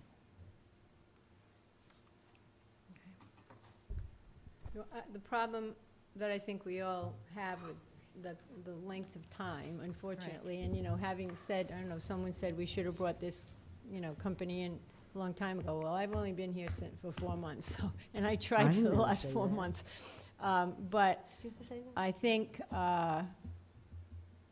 you know, our goal collectively, I think we may disagree on concepts and how to do things, but collectively is to get a decision to the voters in this special election. So we'll vote on it tonight, If we right? delay, pardon me? We should vote on this. Right, so if This we was the delay, original meeting was for. excuse me, Claire, I'm just saying if we delay by having Mr. Army provide us with additional costs and a proposal, and then we have to vote on that, so this could be, you know, several meetings before we come to a decision. And I don't think that that's fair to the voters. I mean, we could get the mean, the ballot question rolling and Right. then continue working until, Yeah. until November, so. Are you kidding? I mean, that was what I was gonna say, Madam President, is there's two issues here. We can still talk about the bond and how much we may need, but even if we decide to put both of those questions on there, there's still work that needs to be done in terms of education, in terms of maybe scope of the program, reduced cost. All those things are still up in the air for negotiations. Okay. But you know how much you'll have to work with as well, based on what your current plans are now. So, Mr. Ami, would you like to go back and do some work on your end and come back and let us know, propose a quote, or what kind of time frame you would be looking at to give us an apples-to-apples comparison? I can do that, yeah. Just for clarity, that would be what I have here for line 2, line item costs, today's bid, professional cost estimate, bid set with prior bids, contingency for increased facility needs and program changes, and if you could provide what additional scope increase over the base set, which I believe, my understanding, it would be the increased technology and security needs to create a, I don't want to use the technical term apples to apples, but to create an increased technology and security package. And how much are we paying? That would be the Gonna proposal that I propose provided. Okay, He doesn't I just know. wanted to Yeah, make we sure. would have, We'd our have cost to- estimator is an outside right, consultant we'd that is part of our team. Could we have one, gentlemen, our board? Do you have anything, any input? You've spent a lot of time. You've directed them. Mr. Vadney, you've been with us a long time. These other gentlemen have been there and just with it on his own time. I would like to hear something from you. Okay, I'll start. Son, I'll start. When Councilman Ozier was in his previous term, he recommended that the town hire a firm to look at renovating versus building a new building. That study has been done. You have those costs to renovate the existing police station with all the programmatic needs. You have that information, you have that report. If you want a copy of it, I'll send it out again. But that information, we've had public meetings on it. We've had joint meetings on it. That information is available on what it will cost to renovate that building versus to build a new building. Can I just ask a quick question? When you say renovate, are you referring to the document you gave us that included the addition? Yes. Okay, so, okay. I just want to make that clear, Yep. though. Okay, Yep. thank you. And you can take that addition off. It'll Right. still come up. Okay, thank you. Was that Tecton that you're talking about? Yes. Okay. And Just so again, I they applied the same standards to both buildings. But they also put the program in, police department is looking for. You can hear me fine. They're looking for they were based on the program that the police department is looking for. That's why it needed a renovation, because you cannot meet the program needs in the existing building. That's why there's an addition to it. And actually, Mr. Rami's drawings that he designed in 2016 has an addition on it. It did. It's not just the 15,000 square foot, there was an addition on it. No, there's no. Yes, there was an addition on it. We have an Don't say there elevator. was not. I have the drawings as well. We've been looking at this for 6 years now. It has an addition on it. Do you know how many square feet? The addition was, or the building was? The addition, The addition was? yeah. It's right there. It's Yeah, an this- elevator. This is Oh, the, an elevator. this is the, yep, this is the addition, the It elevator. was an addition. It was built outside of the building. Yep. Now, Okay. I would prefer to see the council finish what they're discussing here before we get into bond questions. You guys are mixing a lot of things up. You had a presentation from Mr. Rami as the first part, and then the next part was to determine whether you want to hire him. Talking about the bond question was a totally different thing, and you're mixing them all up right now. And No, Mr. Ogier was talking about moving forward, so we just talked about I'm it. just saying though, but we're mixing them all up right now, talking about what the numbers are. We can get into the numbers in the bond question when you finish deciding what you want to go forward and do next. It's the opinion of the task force is that we look at a new building. It was also the vote of the previous council that we continue. We spent over 15 months at the request of the town council, of which 3 of you voted for, was to look at a new building. That was what the request and the vote of the council was, to look at a new building.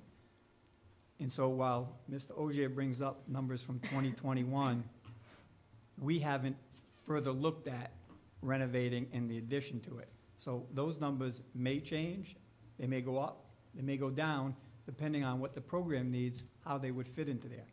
But we haven't looked at that since that date, since the council said, we don't want to look at a renovating, we want to look at a new building.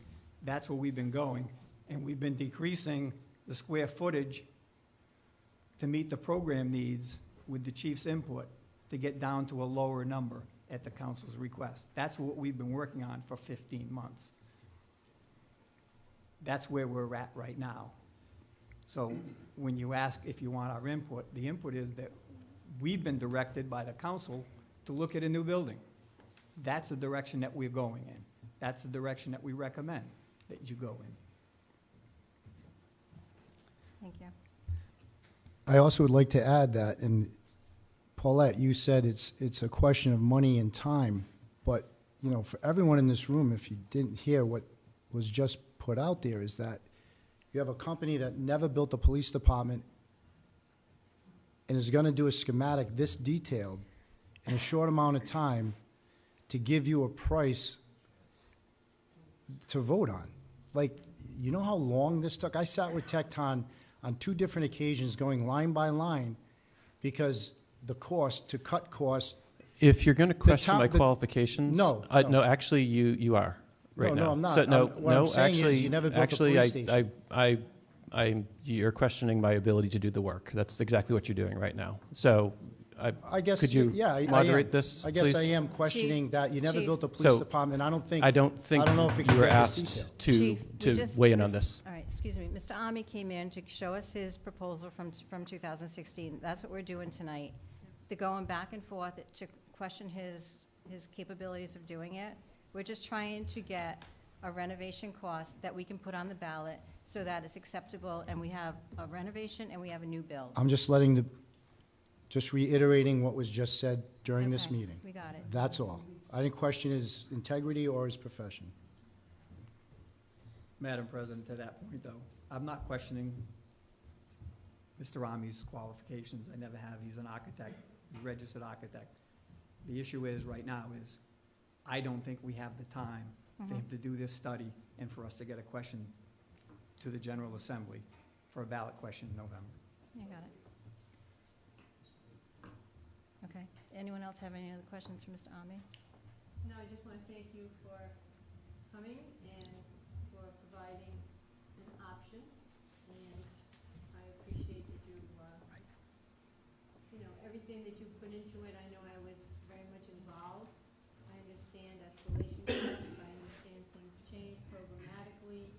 And I just appreciate that you were able to give us an overview of what had transpired so many years ago. And had we put some money into this building over the last 10 years, maybe we wouldn't be having this discussion and, with the exorbitant costs associated with it.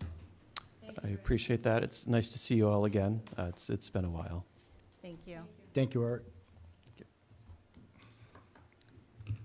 So we'll go into B, discussion by council vote or other action on retaining the services of architect Eric Ami, who is pre-qualified on the state MPA to review the 2016 police station renovation proposal and 2016 architectural plans that Mr. Ami prepared for the purpose of establishing the up-to-date analytical 22324 project cost to complete a police station renovation based upon the 2016 police station architectural renovation plans. Anyone want to make a motion, or I'll make a motion go ahead?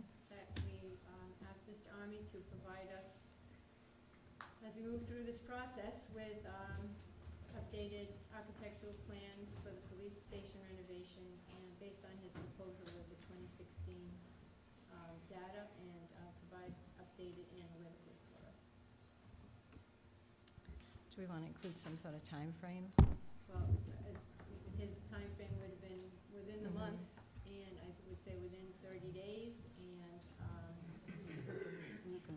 just a proposal, brought back to the council, and it will require that we have another vote, whether or not to accept it. That's a motion. Is there a second? I'll second for discussion, just because I, I want to discuss some things.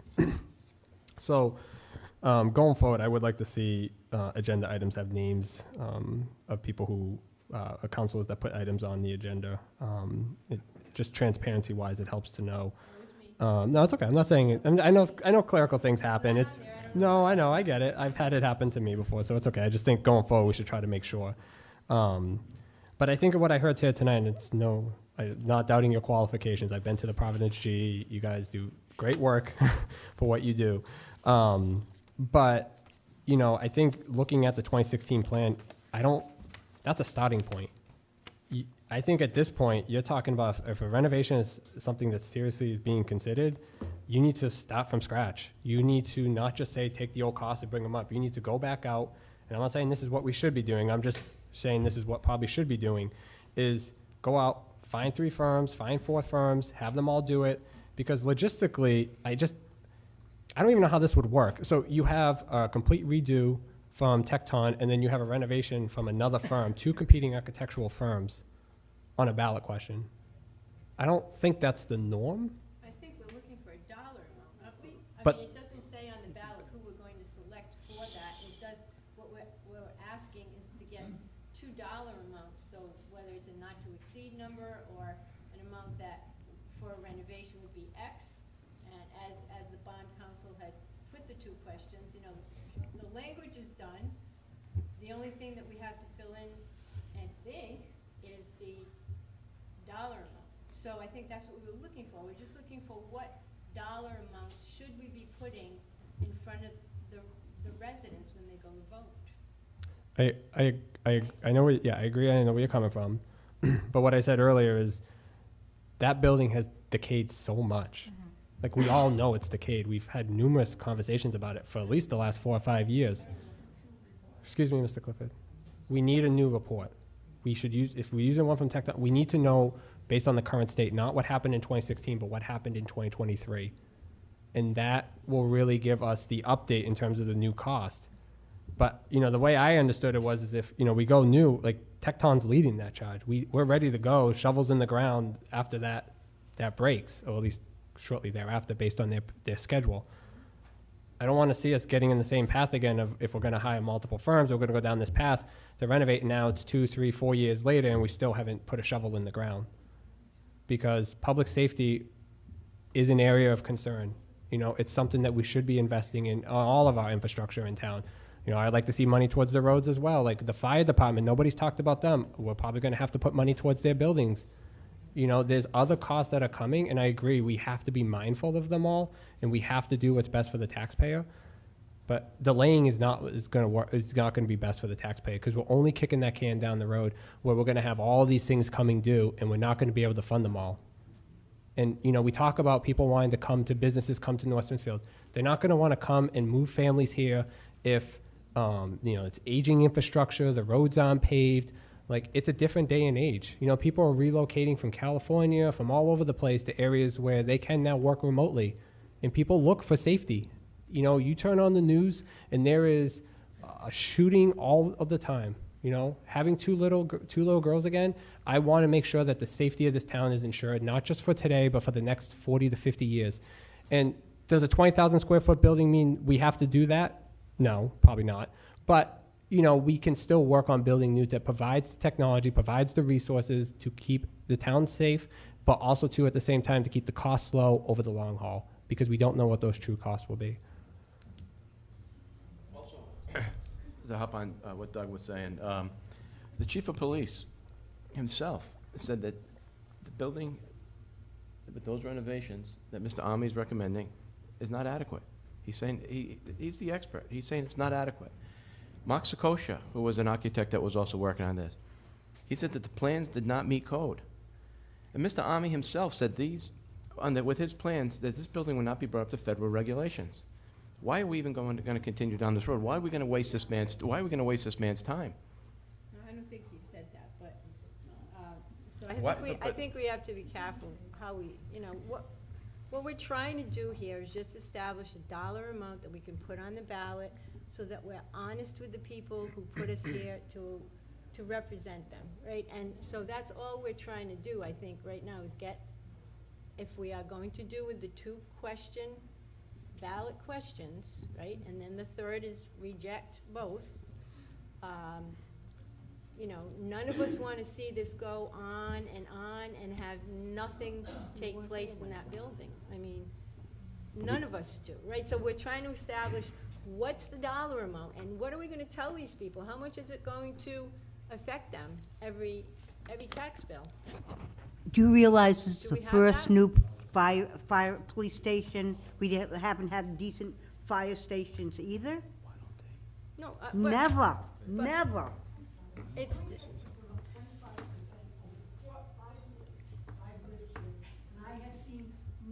And I'm also paying $8 for two breads. I'm not gonna be able to afford to live in Smithfield anymore.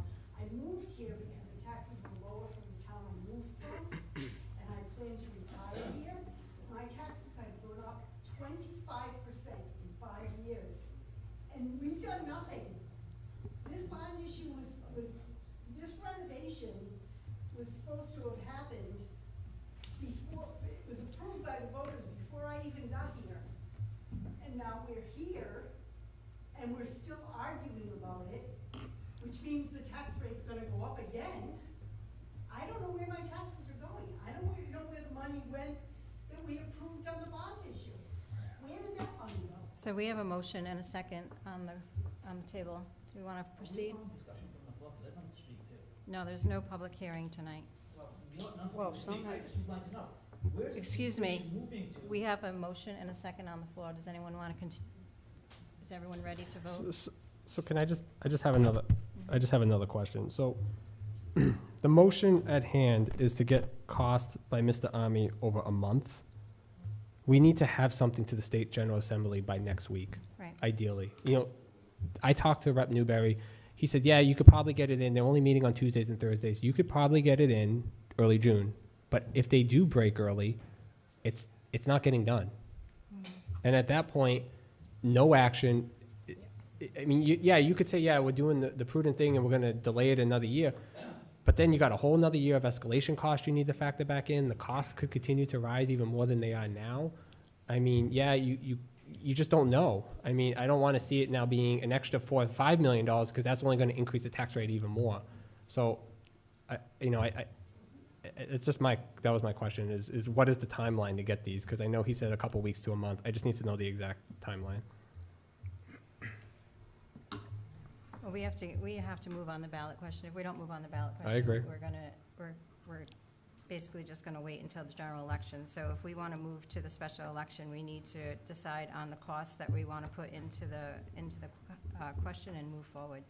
But going off the state MPA, that doesn't tell us a price that, is there a limit, is there a cap on the state MPA of what you can charge, or what's gonna be the cost of, Well, he's gonna make a proposal. That's the problem, see, because as we said, we brought Mr. Army's company in late in the game, and. well, we didn't.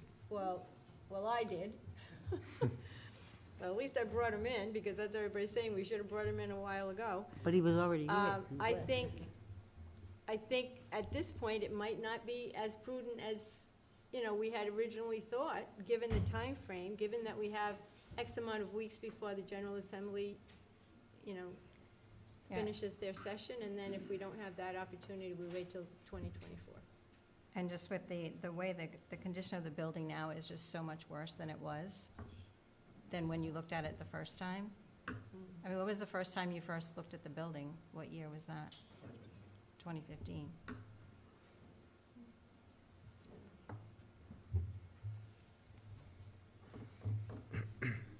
Really need to have tech contracts provide both numbers, that way you know you're getting apples to apples. So we have a motion and a second. I don't mean, I'm just not clear, though, on, it says discussion by council vote on other action on retaining the services of architect Eric Army, who was on the state MPA. But there's not a number there, like how much is the services gonna cost us? It's a It's proposal. a proposal for that cost. No, It's we not don't. that he's gonna come, we're not paying, it's just a proposal. Then he would come back, but then it's more time that we're, I think I know what John's saying. I think if you were gonna, to vote on this, I would like to see it delayed, at least to the next meeting, because you're talking on retaining versus a request or submittal of a proposal for the council to review. I read this as, we're retaining him as long as a dollar amount not to exceed certain dollars. That's how I read It doesn't this. say proposal. Right, but it just says on retaining the services. So I look at that and I say, okay. But then it also talks about for the proposed of the establishment, so we're retaining him to do these cost estimates for a new price. So I think it's, so you It's want a it little not to vague. exceed, I, or I, just I for think a it should personally, proposal? like, I mean, I don't necessarily see the value in it, you know? I think if you were gonna do this, you can't just go off of one person. We have Eric, we have Tecton. I think you would need to go out and get another firm. And that's more money, more dollars, more costs, you know? These things add up over time. We spent a lot of money on, 3 architects, Tecton is one of them, you know? If we bring Eric back, that's additional, probably at least another 10,000. You know, a couple weeks ago, I said, you know, I would like to know qualifications, the RFQ piece of it, you know, that piece needs to know. So I read this as we're retaining if we vote on this, not submitting a proposal. Can we ask the solicitor his opinion, if that's what that's saying right there? David? The council can make any motion they want based upon that. They want a proposal to retain, they put a proposal to retain. The motion should be clear. So what was the motion? Just as it It was was- To read. submit a proposal to review the 2016 police station renovation and architectural plans with up-to-date analytical 2023-24 You said proposal, proposal. and you second? I did for discussion. Any other questions? Roll call? Mr. Biragad. No. Ms. Hamilton. Yes. Ms. O'Hara. No. Mr. Ogier. No. Ms. Alves. Yes. Thank you. All right. Thank you. Old business, discussion by council vote or other action regarding RFP for immediate repairs to the existing police station. I had that put on the agenda, just, I actually had that on our agenda. We started meeting at 5:30 with the finance director, Mr. St. Onge. We had to get all the language clarified and all that, and with Jeff McAway from Tecton, we got all that straightened out.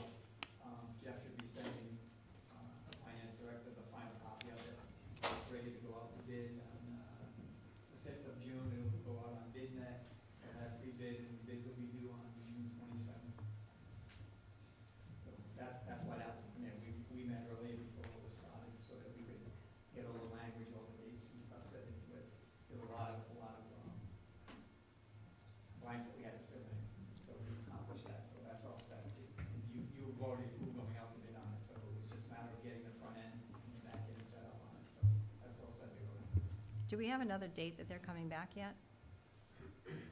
Weren't they coming back with a price to do They're the working on a proposal for the one story? So they're still working on that? Yes.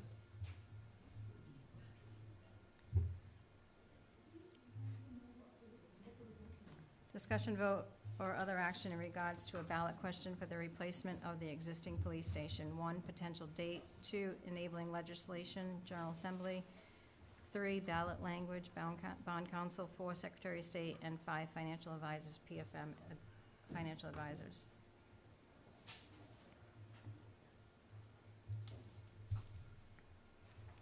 Well, we have the language already done by the bond council. Right, The only thing she was waiting for was with the 2 amounts. the amount for each of the questions.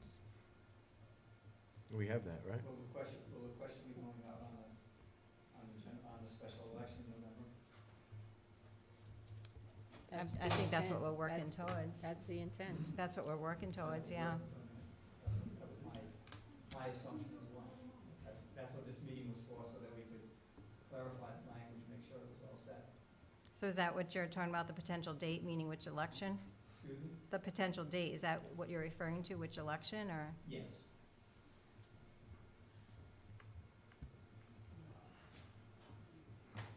So the potential date is still November, it would be November 7th, 2023.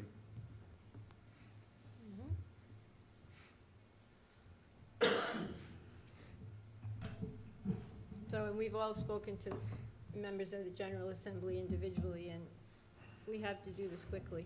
Yeah. Mm-hmm. I mean, if they recess before, then Right.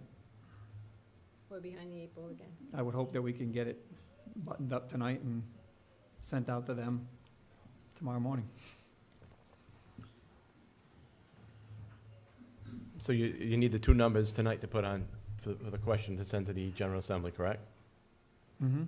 Well, you do. We have them. Right. So basically, we're looking at 20 million or 10 million, correct? What numbers? 20 million or 10 million, right? Where are you getting 10 million from? Well, if we back into a renovation, or are we It's- gonna go it's- higher it's- than that? It's not that simple. It's really not that So simple. then we're not gonna use 10 million, so what's It's not that simple to take that number and just say, oh, back this out, back that out. We've gone through this at a number of our joint meetings where we've asked Tecton, if we do this, what changes, and they try to do a quick calculation, but there are certain things that are So percentage-based. what numbers do you have? Yeah, what numbers are you using Well, for renovation, because if they're gonna be Right now, similar. based on the direction that we've gotten from the council in reducing the program square footage, that right now we're at 14,850 square feet for the building plus the outbuilding. And the number that we've got is a little over $17 million. That's for new construction. Okay, so that's one number. What's the second number? So, but, right, we don't actually have a hard second number, so without that, number one is, they've given us a number of 17, 15, but we're waiting now for them to go out and actually we're waiting for that proposal so they can get actually cost estimating and whatnot done on it, so that we have a firm number, And I don't how- want to say this isn't realistic. How long will that take? Well, that's what we're waiting for. Well, it's the same But- situation. We're back in the same situation No, again, no, we're right? not. We have numbers, and my suggestion would be, is that we put $18 million, and that's based on the comments that we've heard from bond counsel saying, be cautious and not ask for too little. And I'm not saying that we're gonna spend $18 million. That completely falls on you guys, but it's a not-to-exceed number. So 18 million for the new? 18 million. And what about the renovation? We There's- kind of had there are this two ballot discussion, last week when Ellen was here, and you asked me my opinion on it. Right, but we want to And- put two and- ballot questions. So what's the second number?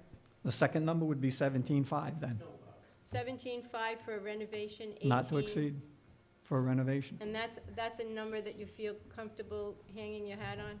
Yep, 17.5, so a renovation, 7 years' work for that. 7 years' work for that number. and then 18 million for a brand new building. That sounds like they Excuse just me. want to.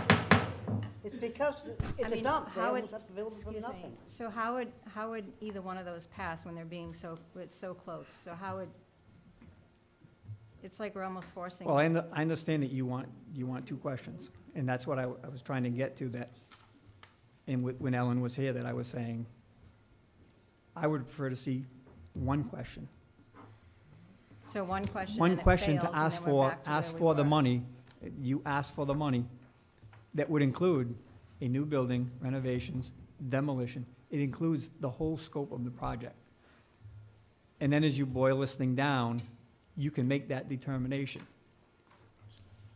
You need to know if the voters are gonna approve spending money before you can really pick the final plan. That's really what it comes down to. So all of this is conceptual. None of these are actual construction documents. It's all design development, and it's estimates. So I guess I'm confused as to why we went through this for so Yeah. many months and we still don't have an actual figure You- for a You renovation. will not, you will never have an actual number until you have Never. voter approval to spend the money to go through design development drawings and have construction documents and put it out to bid. You will never have an accurate number other than these estimates that we have. These estimates are good faith, honest numbers. But you will never have the accurate, exact number until you go out to bid. So why would we put two questions on? Why wouldn't we just put one Well, and that's then what have One it question that rejected includes new and addition. for 18 So you million? either know that you're either gonna spend the money or you're not. Because it's really gonna be, we can explain to the people, and this is, you hired Tecton, and we will work with them to inform the voters of what the actual, what's out there and what it entails. We're prepared to do that, they're prepared to do that, you've already paid them to do that. And so Well, the I'm questions with will you, come Paul. up, That and sounds a then, little and then, confusing. and then people will understand what their money is going toward, just like you understand what your money is going toward. And then they will decide, we want to spend the money, or we don't want to spend the money. Well, and I think, I'm sorry, the other thing is, what is this 18 million going to cost me for my taxes? On the average home, in this town, the average home has a value of $400,000. Okay. And it would be, I have it.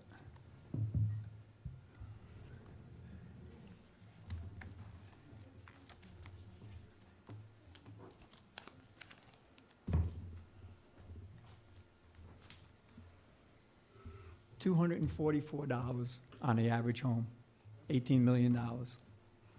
So $244 61 cents per thousand. for, is that a 20 or 30-year bond? That would be a 20-year bond. If the current cost estimate is 18 million, why wouldn't you ask for 20? Because you know you're not gonna be putting this thing out to bid until the end of 2024.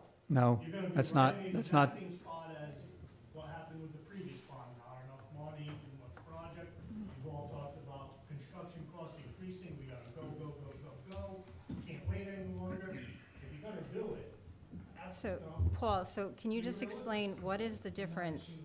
What is the difference of putting out two questions when they're that close together? I just don't understand that. I think it's going to confuse people. It is going to confuse people, but then I think it's also going to tell, people are going to refuse it. They're going to reject it if it's that close, because then, if someone can't afford, you can sit here and try and explain to someone why we need it or how great it is, but if they can't afford it, they can't afford it. I understand that. So they're just going to reject it. But And to now we're gonna go back and answer look- the comments that are made right now, the numbers that we're giving you, they carry escalation. The numbers that we gave you are based on getting project funding in November of 2023, construction starts in September of 2024, and the project duration is 16 months. And it's escalated out and it's priced out. All of those factors are in there, and it's a total package cost. For that new building, it includes the demolition of the old building. It includes security. It includes FF&E. It includes technology, all up-to-date stuff.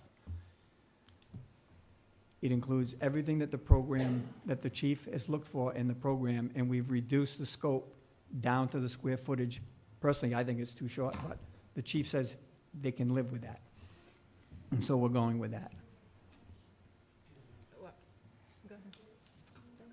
So what does the council want to do, one question or two? Well, are you saying, Paul, and that a renovation costs basically almost as much Yeah. as a brand-new building? It's always been that way.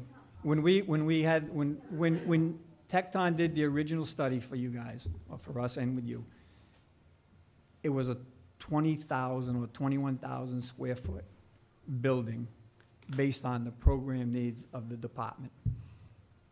And it had an $18.3 million price tag on it. And to renovate that building with an addition to meet the program needs was $17.5. We went back at the council's request and tried to cut the square footage down, which we did. We brought it in at a lower number. Yeah, it was like 18 and a half. And surprise of surprises, because of escalation was going rampant at that time, it cost more money to build a smaller building. And that's when the task force suggested to the council, let's stop. That's why we didn't go with a question in the last general election, because we couldn't control the cost. Nobody could control the cost at that time. You're reading about all these big projects, we're stopping. So we stopped and we waited. Escalation has since leveled out, and we reduced the square footage further. That's how we got to that number. Well, I would like to even ask people in this room if they would like an alternative, or if they want one question. That's not fair, because there's people that Just well, I know. But I, Do it right the it's, first time. I've been here 40 years.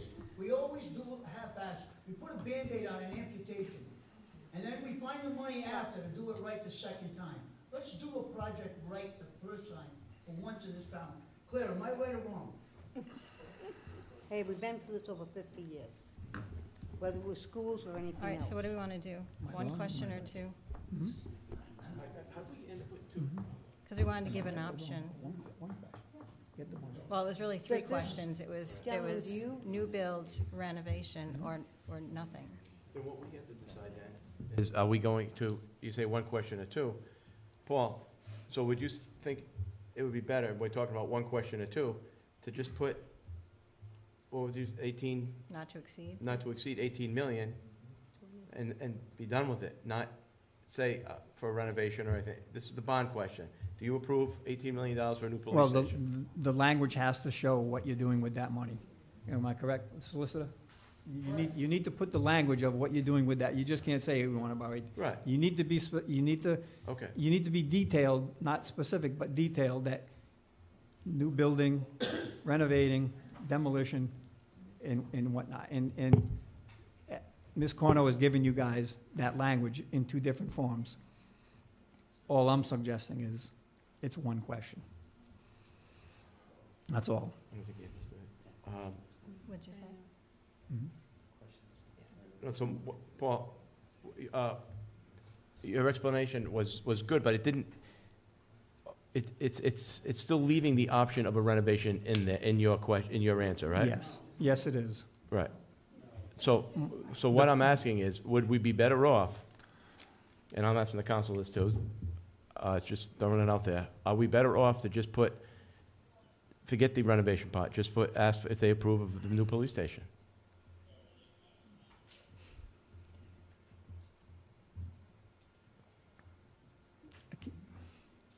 I can tell you where we've gone on this. And I can't tell you what's the best question to put out there. I'm giving you my recommendation. But here's what's been going on in the whole thing. Number one, we were directed to look at a new building only. That was the first part of it. We're coming in with numbers. Another thing that just started last week was we put in a request through Senator Reed's office for $20 million to build a new police station. That's a great point. If we go in a different direction, we might as well let Senator Reed know, forget it. Because you don't have that option anymore. So, and I'm not saying to bank on there's no way I'm gonna tell you guys, bank on that grant coming through. And the reality is, it may not. Right, now you're giving people false hope that we're gonna get a Correct. grant. So I'm not saying, I'm not saying to say, oh yeah, we're gonna get this grant for 20 million to build a new station. That's not what I'm saying. But you made the request in there. You may get something from them to build a new station. But if you don't even go down that road, you're not gonna get anything. I think with the debt ceiling crisis that we've got right now, those ancillary expenditures are probably the first thing to go, you know, so I doubt very seriously that we're gonna get that. But Right. back to the, are we voting on one or two questions? Because I'm gonna vote. Mr. Igliozzi, can we do not to exceed the 18 million and say for a new police station or renovation in the same question? That was one option. That was the one option she gave us, right? These are ballot questions that have already been presented to the council and Right. presented by the bond council, not by me. Option one is the council can vote for an amount of money not to exceed for the renovation or construction of new police station. That was option one. But the council wanted to pursue two options, and you could have the options of X for a new station, Y for a renovation, or a deny. And by the way, the other one's a denial, obviously, if it's a no, so it's a denial of any question. And I don't wanna, I do wanna point out that the money for the Reed, if you got that money, has nothing to do with the bond issue. Correct. If you got that money and you pass the bond issue, you just not spend the bond and you spend the building station. Right. So, those are two separate issues. Right, but no, the only reason I bring that up is because you're asking the feds to give you some money, and then you go in a different direction. The feds aren't gonna even bother to look at it.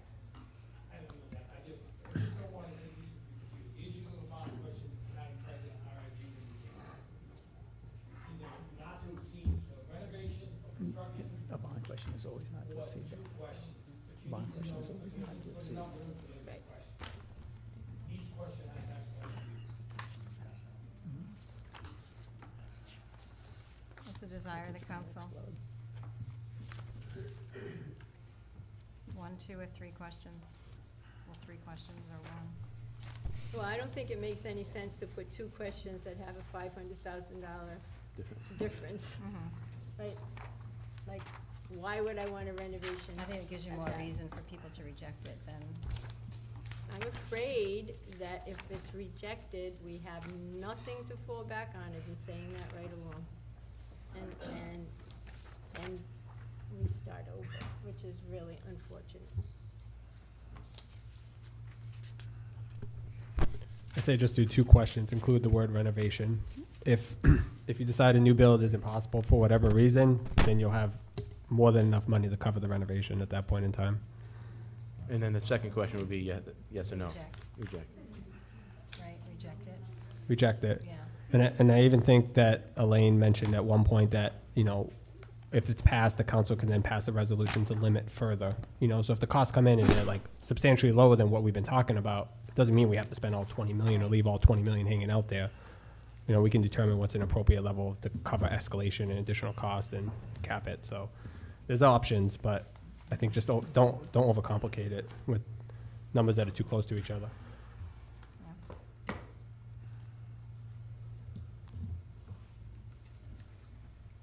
Anyone want to make a motion regarding the discussion vote or other action in regards to a ballot question for the replacement of existing police station? Doug, can you repeat that in form of a motion? Putting him on the spot. Yeah. He's thinking about it. So I'd make a motion to work with bond counsel to craft language for a special election on 11/7/2023 for a build new renovation of a police station not to exceed $18 million. And that's just, I don't know the exact language. I'm not new or renovation. I'll second that.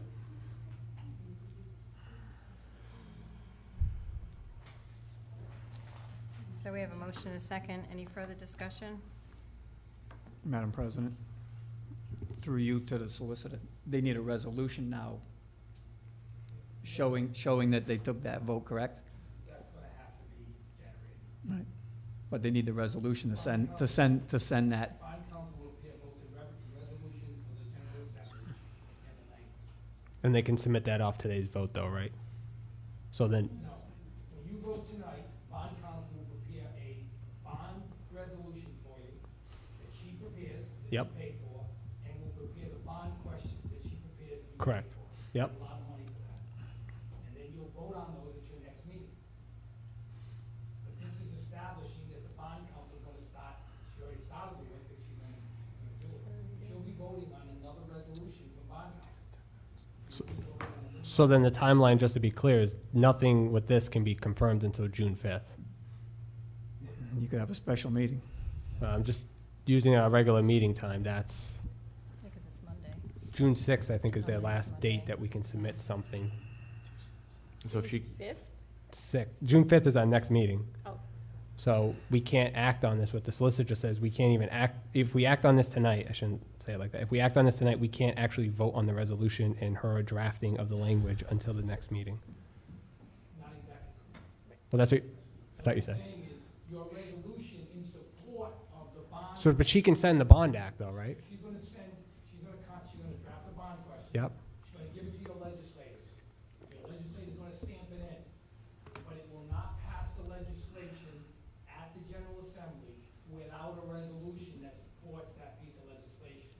Does it have to be at the same time? No. All right, I just wanted to know what needs to be done tonight to get the bond act to the General Assembly. And the other piece I understand. So then to have bond council draft, I'm going to amend it to say that we have bond council draft the bond act and send it to the state assembly, and then we'll vote on the resolution at our next meeting in support. Does that work better?